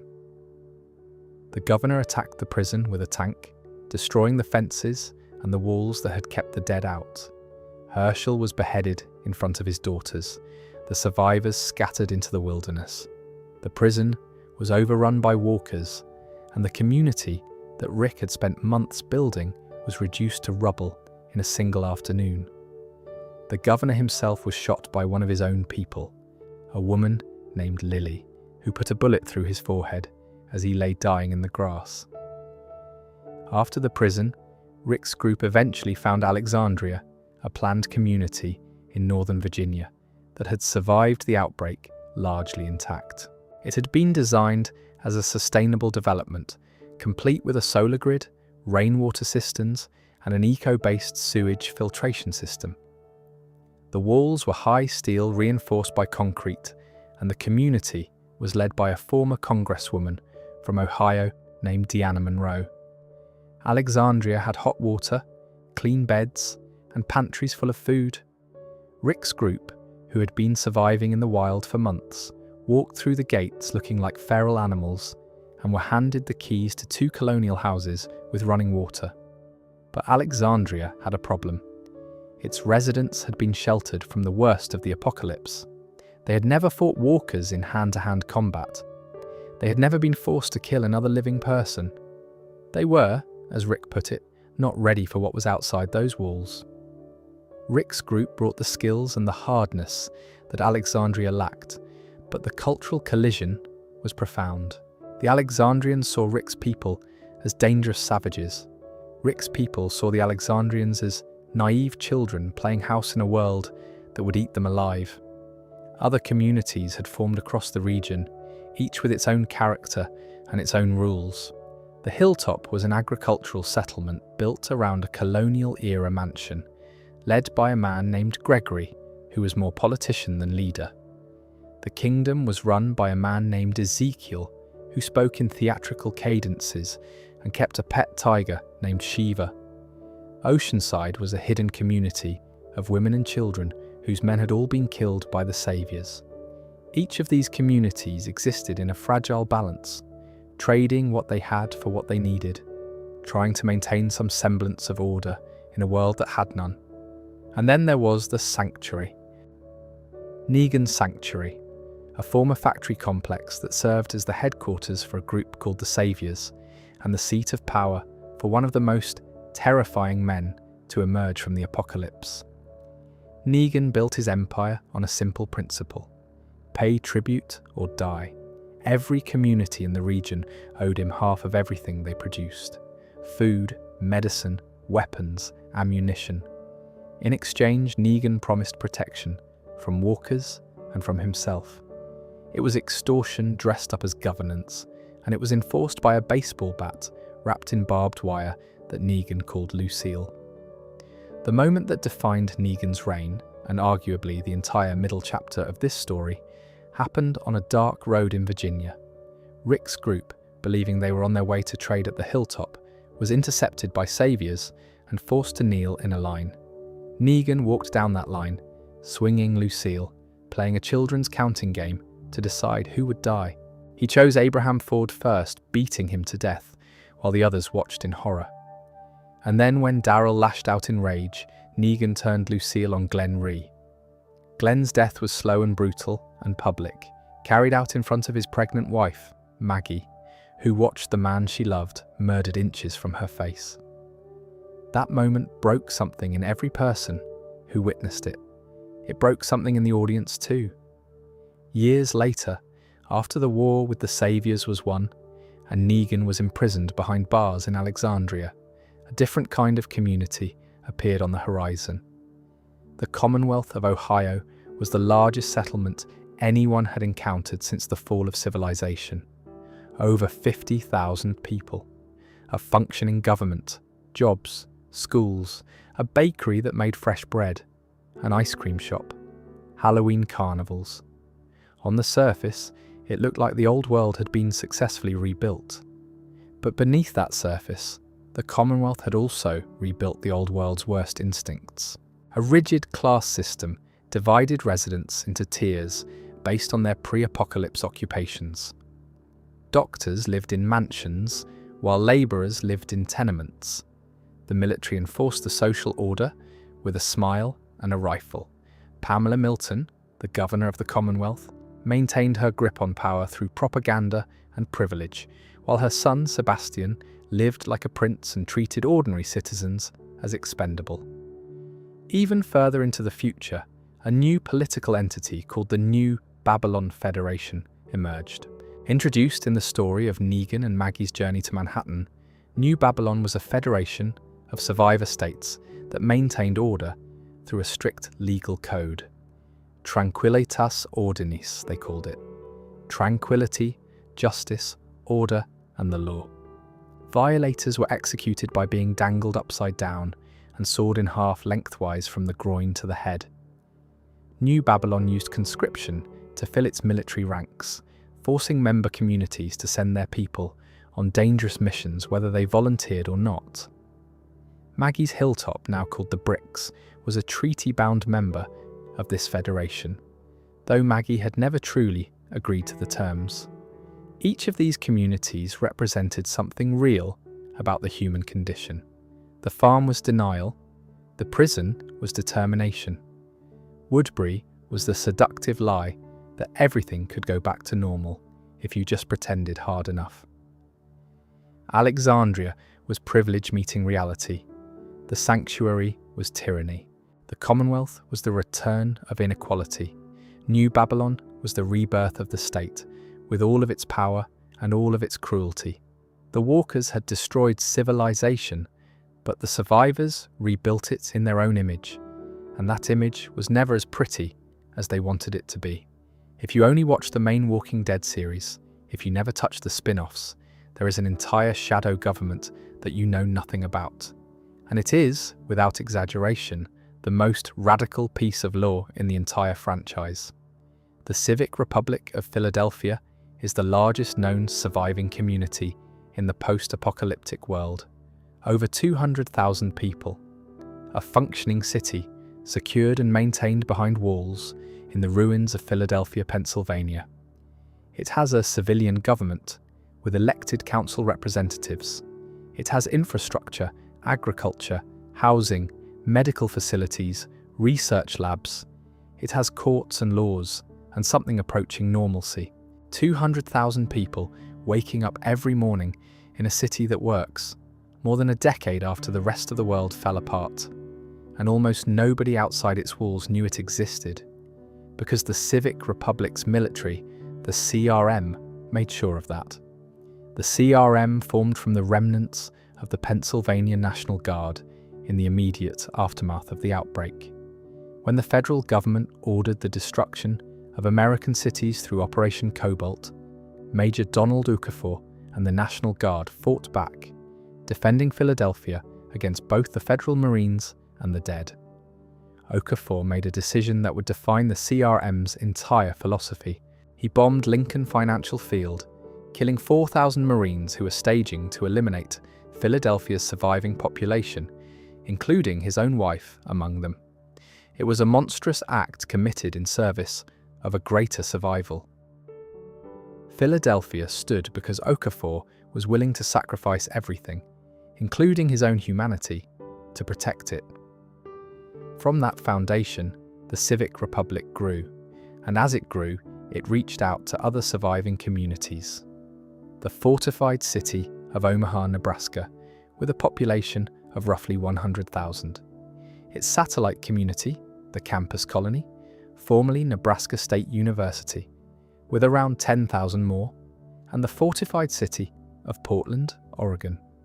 These three communities form the Alliance of the Three, represented by the three interlocking circles that appeared on CRM uniforms, equipment, and helicopters throughout the franchise. The Alliance pooled resources, shared research, and provided mutual protection against outside threats. On the surface, the Alliance was humanity's best hope.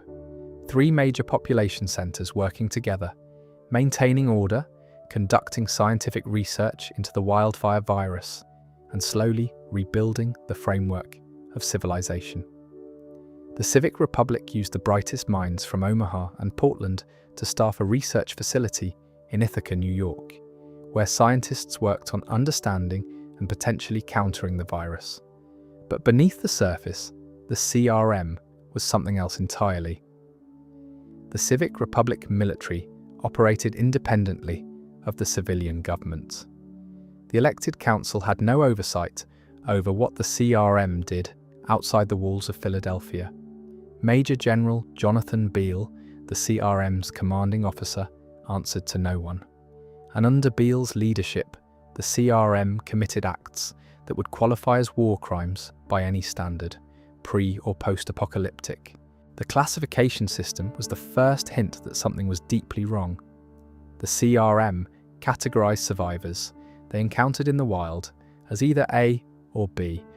Designations were leaders, people with conviction, strategic ability, the willingness to die for what they believed in, people who others followed. B designations were followers, useful labor, compliant, manageable.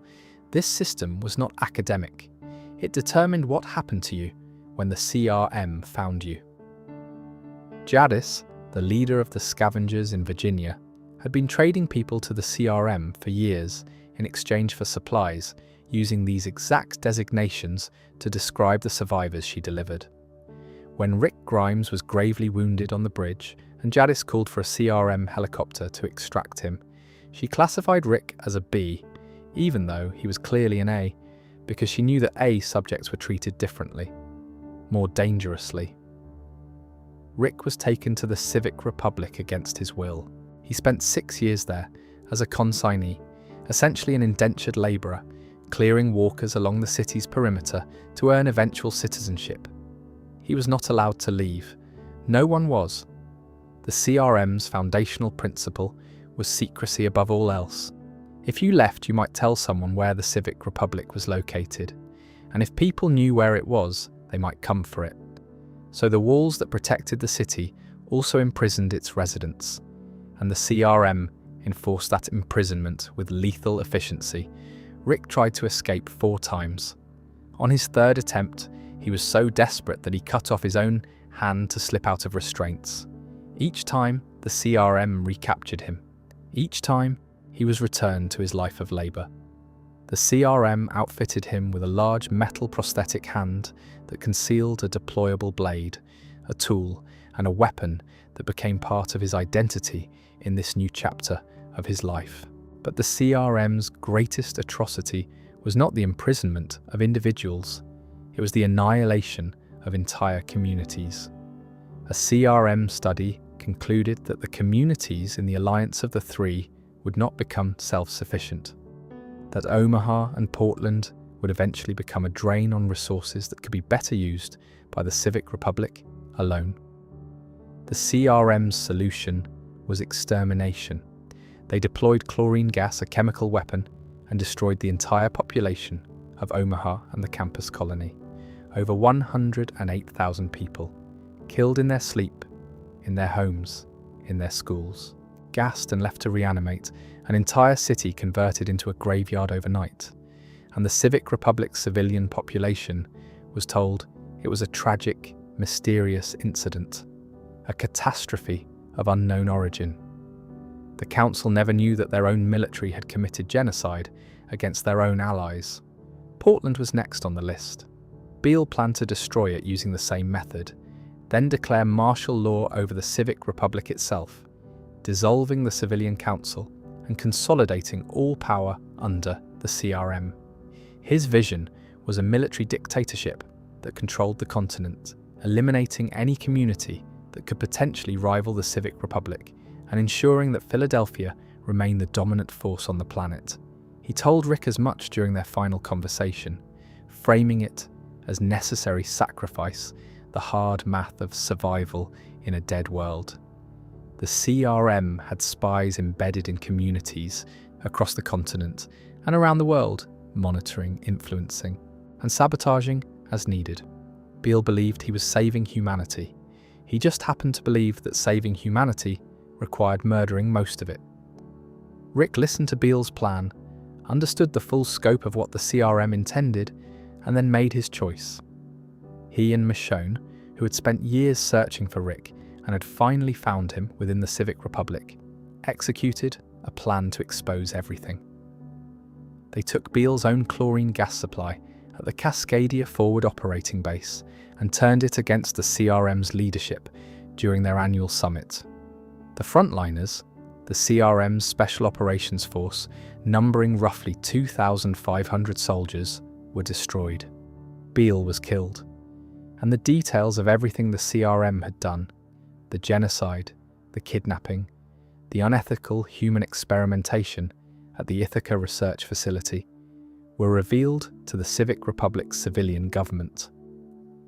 The council voted unanimously for emergency oversight of the remaining military forces. Free movement was established for the first time in the Civic Republic's history. Citizens were allowed to leave. New citizens were welcomed. And the CRM's mission was reformed from enforcement and secrecy to assistance and outreach, with helicopters redeployed to airlift supplies to communities across the continent rather than spy on them. Portland, understandably, dissolved its alliance with the Civic Republic following the revelations of the attempted genocide. But the Commonwealth of Ohio, the large community introduced in the final season of the main show, allied with the reformed Civic Republic, creating a new axis of cooperation that offered genuine hope for continental recovery. Okafor had dreamed of changing the CRM from within. He had recruited Rick specifically for that purpose, believing that Rick's natural leadership and moral conviction could eventually steer the military towards something better. Okafor died before seeing that vision realized. Jadis, who had saved Rick's life by bringing him to the Civic Republic, but had also stolen him from his family, was killed during the final confrontation. And Thorn, another soldier Okafor had recruited, died acknowledging that Okafor had been right all along.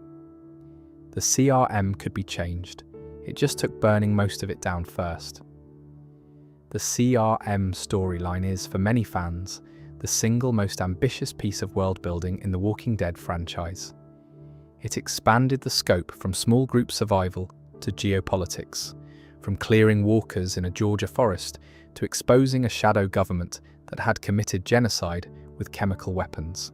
It connected the main show to world beyond, to the ones who live to fear the Walking Dead, in a web of narrative threads that spanned years and continents, and it answered a question that the main show had always raised, but never fully addressed. What happened to the rest of the world? The answer was that the rest of the world was being managed, manipulated, and in some cases murdered by the most powerful organization to survive the apocalypse. An organization that believed it was saving humanity and was willing to destroy anyone who stood in the way of that salvation. The walkers were never the real enemy. Every single season of The Walking Dead eventually arrives at the same conclusion. The dead are a hazard, like weather. They are the environment in which the story takes place. But the true threats, the ones that haunt your sleep and make you question what humanity is even worth saving, are always, always human. Shane Walsh was the first, Rick's best friend, his partner on the force, the man who protected Laurie and Carl when he believed Rick was dead. Shane was not a bad person at the start. He was a good cop and a loyal friend who made hard choices in impossible circumstances. But the apocalypse revealed something in Shane that the old world had kept in check: a possessiveness, a willingness to rationalize violence when it served his interests. He began an affair with Laurie during the weeks when Rick was presumed dead, and when Rick returned alive, Shane could not let go.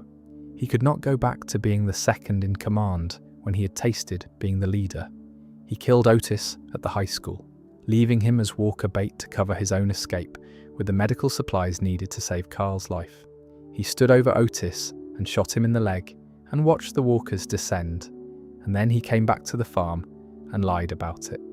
Shane's death at Rick's hands, in a moonlit field in the Season 2 finale, was not a victory. It was a wound. Rick killed his best friend because Shane had become too dangerous to live, and the act changed Rick permanently. It taught him that in this world, the people closest to you can become the greatest threat, and that leadership sometimes requires you to do things that would have been unthinkable in the world before. The governor took that lesson and amplified it into something theatrical. Philip Blake ran Woodbury with the surface charisma of a community organizer and the private behavior of a serial killer. He kept a room of aquariums filled with living walker heads, including the heads of Michonne's former companions. He murdered an entire National Guard unit and stole their weapons while telling his people the soldiers were already dead. He tortured Glenn. He assaulted Maggie. And when Rick offered him peace, a simple division of territory that would have allowed both communities to survive, the governor rejected it.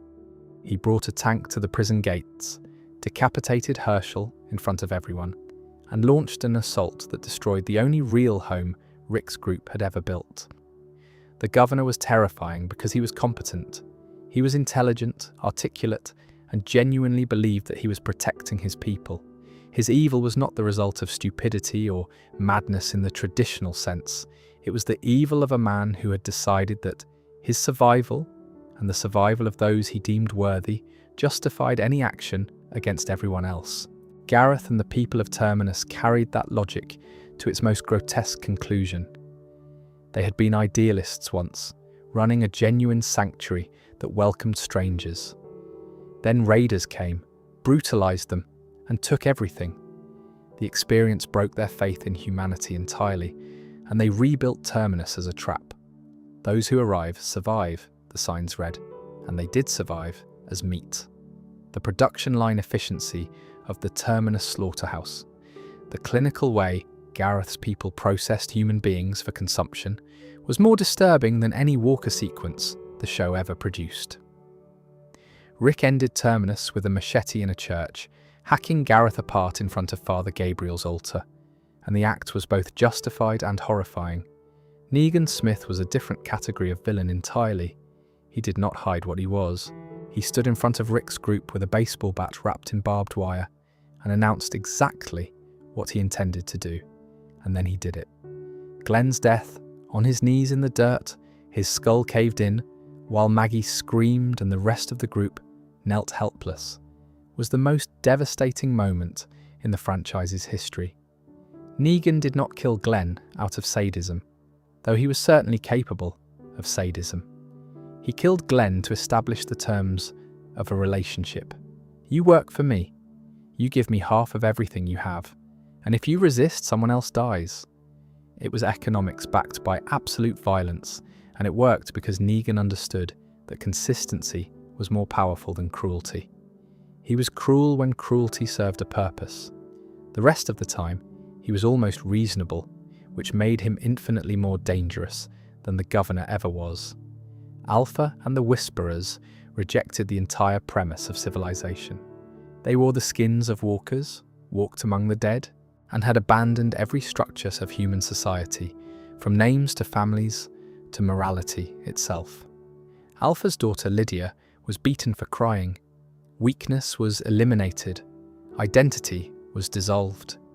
The Whisperers were the philosophical opposite of every community Rick had ever built, and Alpha made her philosophy viscerally clear by mounting the heads of 10 people, including beloved characters, on pikes to mark the border of her territory.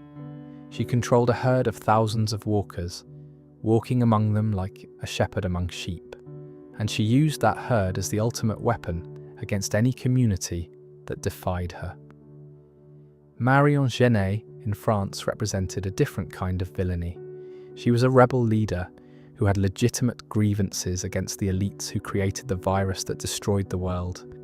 But her solution was to weaponize the dead, to create amper armies and burn down anyone who opposed her vision of a new France. She turned science into warfare and justified it as liberation. The Power of the Living was a populist movement with a military backbone and a leader willing to do anything to win. Jeanette saw the zombies not as a threat to be eliminated, but as a resource to be exploited, and the experiments she commissioned through Dr. Lafleur made the world more dangerous for everyone, including her own people. And Major General Beale, as discussed, was perhaps the most dangerous of all, because Beale had the resources of a city of 200,000 people, an army of thousands, helicopters and chemical weapons and research facilities, and a plan to use all of it to eliminate anyone who might one day threaten the civic republic. Beale was not insane. He was rational, methodical, and utterly convinced that genocide was the price of survival. That conviction, backed by overwhelming military power, made him the single greatest threat the Walking Dead universe ever produced. Every villain in The Walking Dead is a mirror held up to the audience. Shane asks what you would do for the people you love. The governor asks what you would tolerate from a leader who keeps you safe. Negan asks what you would surrender to avoid violence. Alpha asks whether civilization is worth preserving at all. And Beale asks the hardest question: if killing thousands could save hundreds of thousands, would you do it? The franchise never provides comfortable answers, and that is precisely why these villains endure in the imagination, long after the walkers have faded into background noise. If you want to understand the true cost of The Walking Dead's apocalypse, do not count the dead, count the children. Carl Grimes was 12 years old when he woke up in a world that wanted to kill him.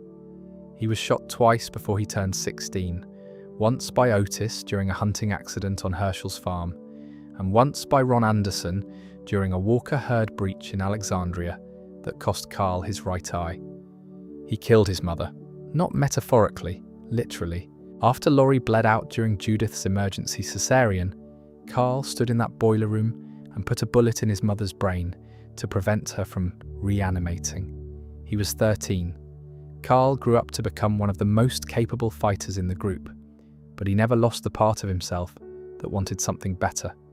He wrote letters. He dreamed of a world where the communities could coexist in peace. He saw something redeemable in Negan when everyone else saw only a monster. And then he was bitten, a random walker during a routine trip outside the walls. Carl hid the wound for hours before telling his father and Michonne, and the moment when Rick realizes his son is going to die is one of the most devastating in the entire saga. Carl died in the church in Alexandria, having written one final letter to his father asking him to find mercy, to build rather than destroy, to remember that the fighting was supposed to lead somewhere. Sophia Pelletier never got the chance to grow up at all. Carol's daughter disappeared into the woods during the Season 2 opener, chased by walkers, and the group spent half a season searching for her. Daryl nearly died looking for her, taking a crossbow bolt through the side after falling down a ravine. The group searched every farmhouse, every road, every tree line, and Sophia was in the barn the entire time, reanimated, locked away by Herschel alongside his other kept walkers. When she stumbled out of the barn in that devastating final reveal, 12 years old and dead and shuffling toward the group that had torn itself apart trying to find her, the grief was physical. You could feel it through the screen. Lizzie and Mika Samuels never got justice. They got a field of flowers and an impossible choice. Lizzie was a child who fundamentally misunderstood the walkers. She believed they were still people. She fed them. She played with them. And when Carol and Tyrese left her alone with baby Judith and her sister Mika, Lizzie killed Mika with a knife, believing that when Mika came back as a walker, Carol would finally understand that the dead were not enemies. She was about to do the same to Judith when Carol and Tyrese returned. Carol led Lizzie into the field, told her to look at the flowers, and shot her in the back of the head. There was no other option. Lizzie was too dangerous to live and too young to comprehend what she had done. Judith Grimes, Rick's daughter born in the prison during the worst day of the apocalypse, grew up to be a warrior. She never knew her mother. She was raised by a community, passed from arms to arms, carried through fire and ruin by Tyrese when she was still an infant. By the time we see her in the later seasons, she carries Rick's old Colt Python revolver, wields a katana in the style of Michonne, who became her adoptive mother, and fights walkers with the calm proficiency of someone who has never known a world without them. Judith is not traumatized by the apocalypse in the way her father was, because she has no before to compare it to. This is her normal, and that in its own way is the saddest thing about her. R.J. Grimes, Rick and Michonne's son, grew up calling his father the brave man. He had never met Rick. He knew him only through stories, through Judith's retellings, through a mythology that Michonne built around a man she was not sure was alive. When Rick finally returned at the end of The Ones Who Live, stepping off a CRM helicopter into a field where his children were waiting, RJ asked if he was the brave man, and Rick told him to call him Dad. It was the reunion the franchise had been building toward for years, and it worked because it was earned. Every mile Michonne walked, every wall Rick climbed, every year they spent apart, all of it led to a father touching his son's hat and meeting his eyes for the first time. And then there is Laurent Carrière, a boy born in France under circumstances that should have been impossible. His mother was bitten while pregnant. She died. She reanimated, and Laurent was born alive, delivered from a walking corpse by members of the Union of Hope, a religious community that believed the child represented something miraculous. They believed Laurent was immune to the wildfire virus, that his birth from an infected, reanimated mother had given him a biological resistance that no one else on Earth possessed. The Union of Hope saw Laurent as the key to humanity's future, a living bridge between the dead and the living. A child whose blood might hold the secret to a cure, or at least to coexistence with the virus that had remade the planet. Their leader, a man named Losang, wanted to test Laurent's immunity by having him bitten by a walker, a test that would prove everything if Laurent survived and kill him if he didn't. Daryl Dixon refused to let that happen. He fought his way through the Union's compound, protected Laurent, and eventually arranged for the boy to be flown to the Commonwealth in the United States via a small plane piloted by a man named Ash. At the Commonwealth, Laurent would have access to trained medical professionals, to the reformed Civic Republic's research capabilities, and to the possibility of proper, ethical, scientific testing rather than the trial by walker bite that Lossang had planned. Whether Laurent is truly immune remains unconfirmed. Whether his immunity could lead to a cure or a vaccine or even a partial treatment for the wildfire virus is unknown. But for the first time in the franchise's history, there is a plausible path from a single child's biology to a genuine solution. The cure question hangs over everything in The Walking Dead. Dr. Jenner believed the virus was an extinction event and chose to die in the CDC's explosion rather than face a world he considered hopeless. The French scientists at DDMI tried to engineer a cure and accidentally created variant strains that made the dead faster, stronger, and more dangerous. The CRM's research facility in Ithaca conducted years of experiments on unwilling human subjects, trying to develop a chemical countermeasure for reanimation, and achieved only incremental results at tremendous moral cost.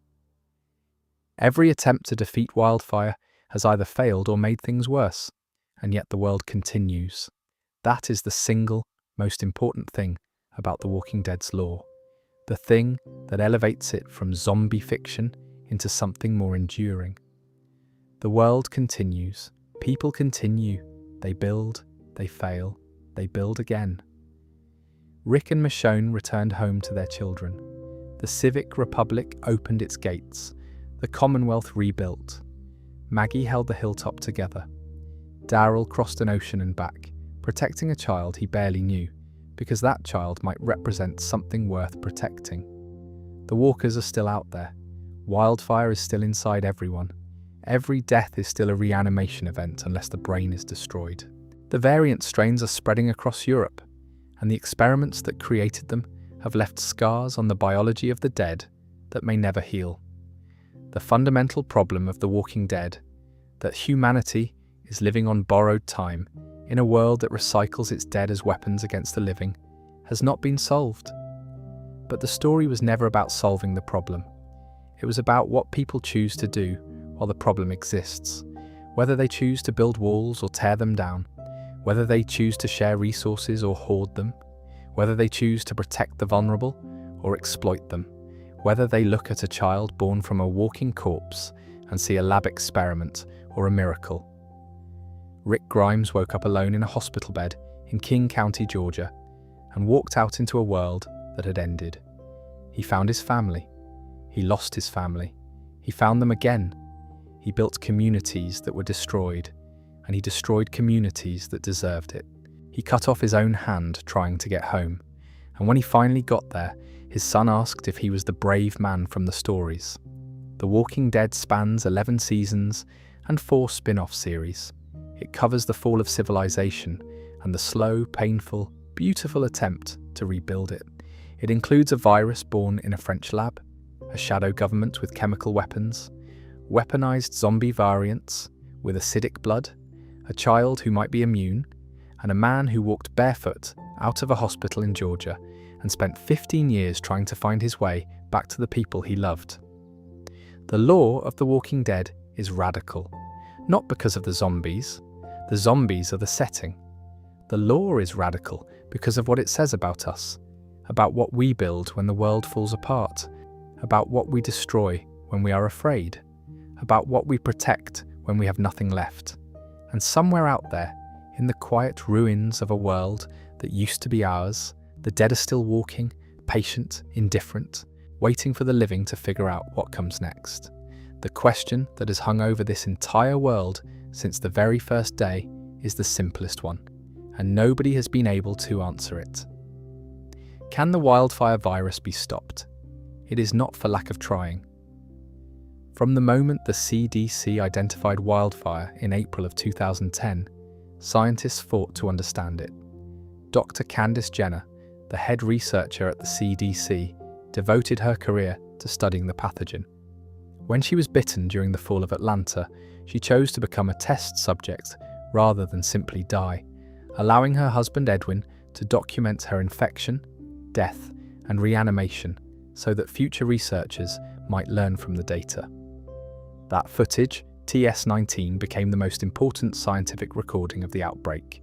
It was the only comprehensive observation of the virus's complete life cycle, from a living brain to a dead one, and back again. And it was destroyed when the CDC self-destructed, along with every other sample, every other note, every other scrap of research that the American scientific establishment had managed to produce. Edwin Jenner spent those final months alone in the CDC, talking to a camera, running experiments on his dead wife's brain tissue, and slowly losing hope.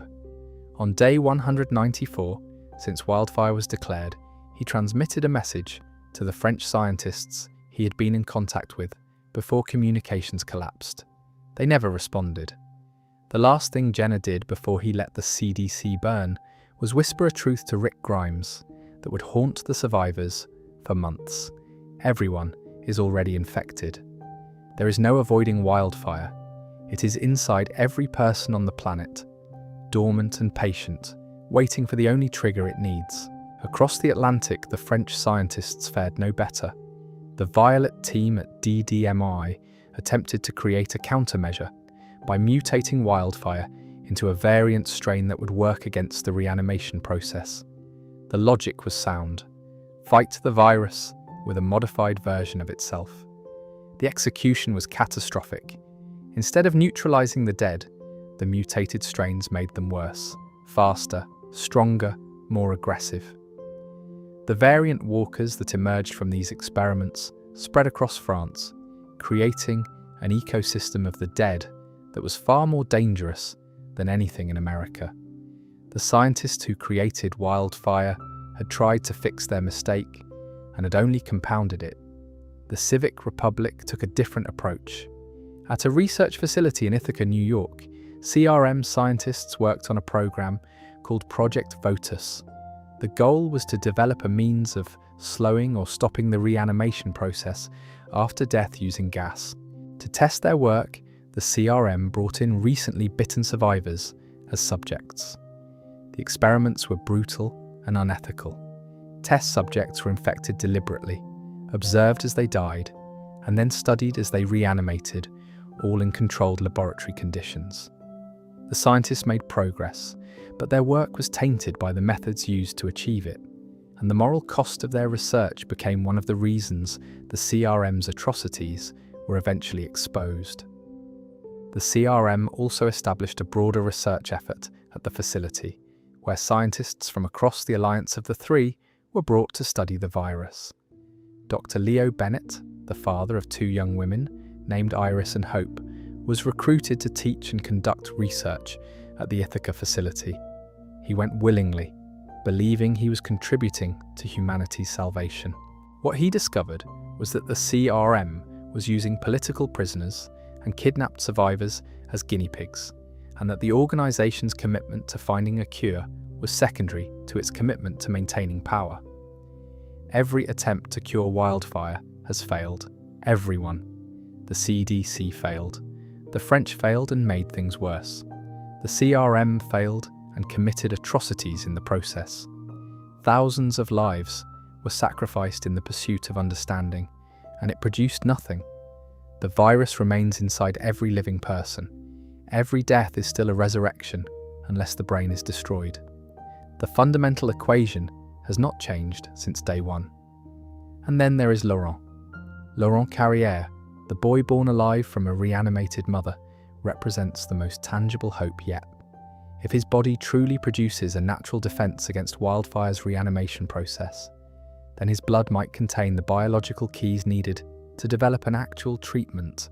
His immunity, if confirmed, could change everything.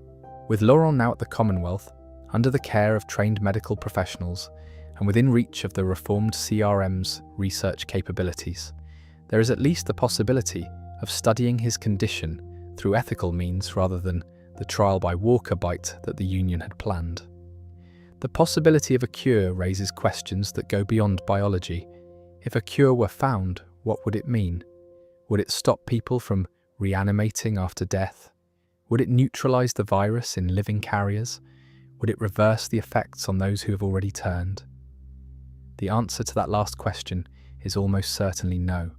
The walkers are not sick people. They are dead people, reanimated by a virus that has destroyed everything that made them human. A cure might prevent future reanimation, but it cannot bring back the billions who have already been lost. And there is a deeper question still. Does the world even want a cure? The wildfire virus has been the dominant force on Earth for over a decade. It has reshaped every ecosystem, every landscape, every relationship between living things. Plants have reclaimed cities. Wildlife has returned to places it had not inhabited in centuries. The virus has, in its own terrible way, restored a balance that humanity had disrupted. Some survivors have argued that curing wildfire would be like trying to unring a bell. The world has moved on. Humanity is not the dominant species anymore, and maybe it was never supposed to be. Others reject that philosophy entirely. They point to the children. They point to Laurent.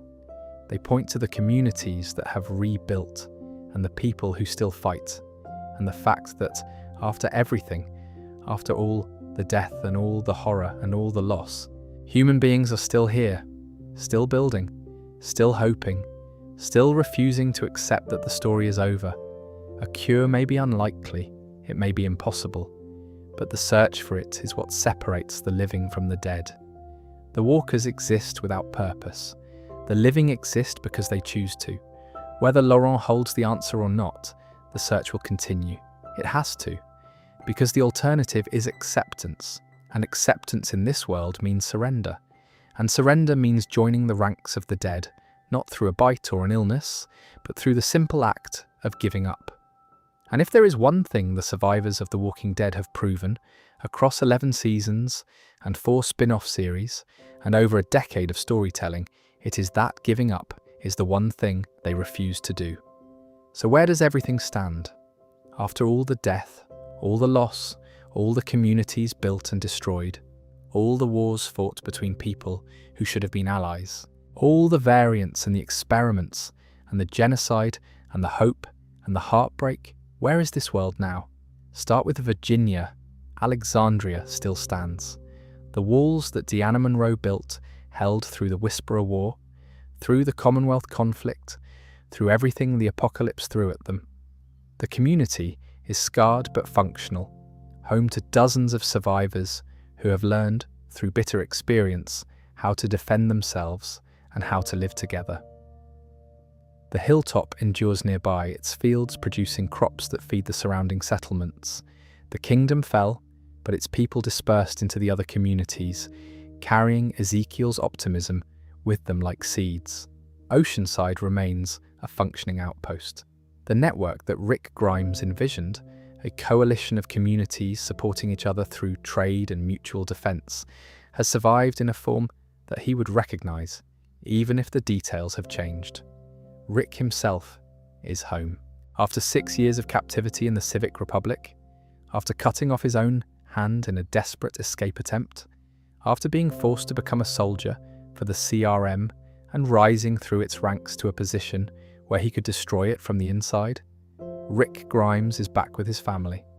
He and Michonne landed in a field near Alexandria and reunited with their children for the first time in years. Judith, who had grown from an infant into a young warrior carrying her father's revolver and her brother's hat, held her father and told him she always knew he was alive.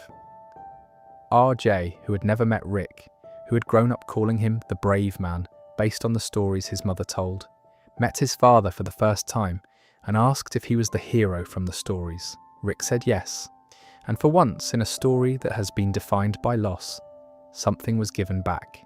The Civic Republic of Philadelphia has been transformed.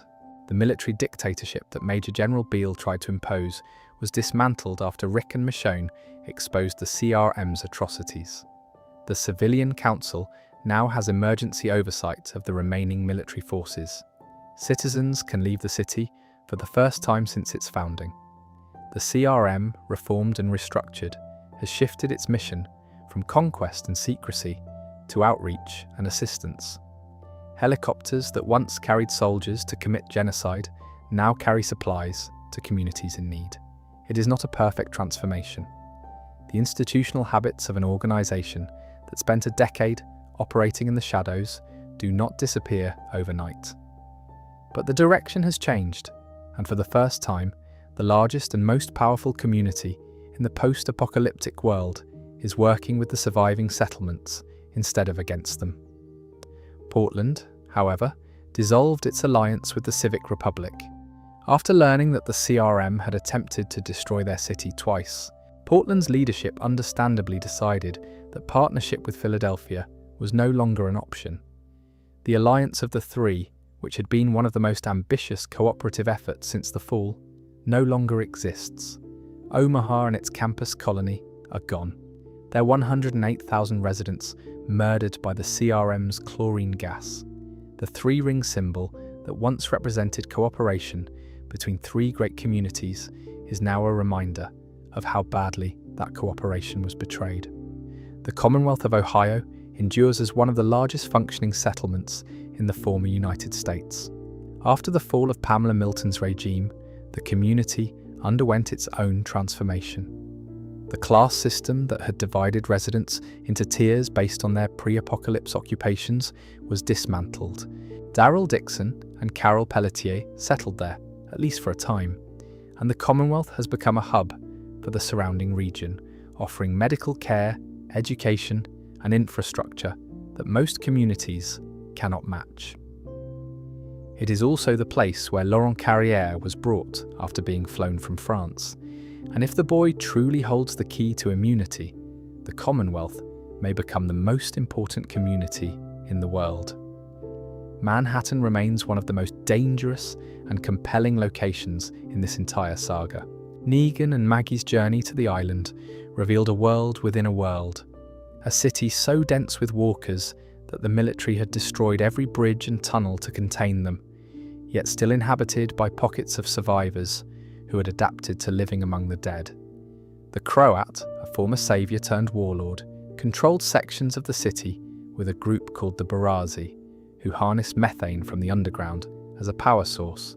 New Babylon, the federation of states that governs much of the mainland, sent its army to Manhattan to seize that methane after its own ethanol supplies were threatened by a moth infestation that was destroying its corn crops. The battle for Manhattan became a proxy war between the old impulse to conquer and the new necessity to cooperate. Negan himself found something unexpected on that island. He found a girl named Ginny, a child who could not or would not speak, and he became her protector with a ferocity that surprised everyone, including himself. When Ginny fell ill and died while Negan was fighting for control of the methane, he was devastated. Maggie, who had every reason to hate him, who had carried Lucille to Manhattan with the intention of finishing what she had fantasized about for years, watched Negan break down over the body of a child who was not his and understood something she had not been able to see before. The man who had murdered her husband was also capable of love, and the grief he felt for Ginny was as real and as raw as the grief Maggie felt for Glenn. It did not make what Negan did acceptable. It did not erase the past, but it complicated the future in ways that neither of them could ignore. In France, the story continues. Daryl Dixon, who arrived on the shores of Marseille against his will and spent months navigating the more dangerous walker ecosystem of Europe, eventually travelled as far as Spain. The power of the living, Jeanette's paramilitary force, was weakened but not destroyed by the events at the Nest, and the variant walkers that Lafleur's experiments had unleashed continue to roam the French countryside. Carol Pelletier flew to France in a small plane piloted by Ash, looking for Daryl, and the two of them reunited in a country that neither of them had ever expected to see. The situation in Europe is far more unstable than in America. The variant strains of wildfire are more prevalent. The political landscape is fractured between religious groups, like the Union of Hope, and authoritarian movements, like the Power of the Living. And somewhere in the ruins of the DDMI laboratory, where the virus was born, the legacy of the Primrose and Violet teams continues to shape the world they inadvertently destroyed. The wildfire virus is still inside everyone. That has not changed. Every person alive carries the latent infection, and every death that does not involve the destruction of the brain produces a new Walker. The fundamental equation of this world remains the same as it was on day one. But the context has shifted. Communities exist. Trade routes function. Children are being born and raised with skills and knowledge that give them a fighting chance. The dead are a permanent feature of the landscape, but they're no longer an unstoppable force. Survivors have learned how to build walls, how to clear herds, how to live alongside the dead without being consumed by them.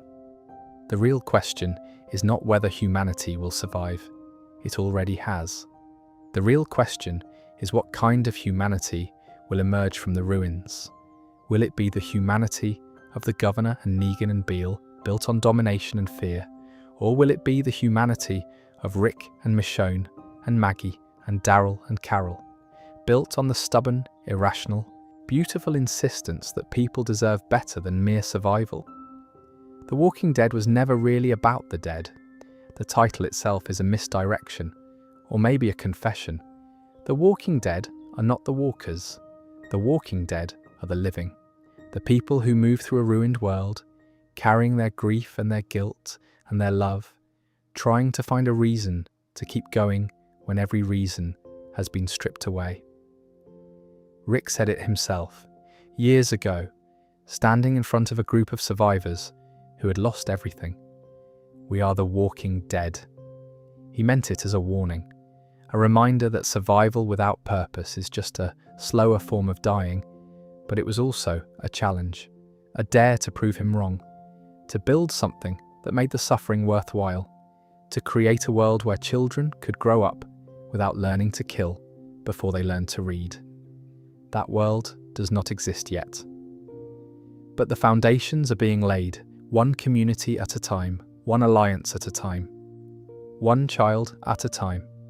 Laurent sits in the Commonwealth with blood that might hold the key to everything. Judith carries her father's gun and her brother's legacy. RJ calls himself the Little Brave Man. Herschel redraws pictures of Manhattan and wonders what the world looked like before. And somewhere in a laboratory that has been abandoned for over a decade, the wildfire virus continues its slow, patient work, indifferent to the hopes and fears of the species it has nearly destroyed. The lore of The Walking Dead is radical because it refuses to simplify the apocalypse into a story of good versus evil. It is a story about what people do when the rules are gone. Some people build, some people destroy, some people do both. And the virus, the thing that started it all, does not care either way. It just keeps going. The question is whether the living can say the same. And so far, against every possible odd, they have.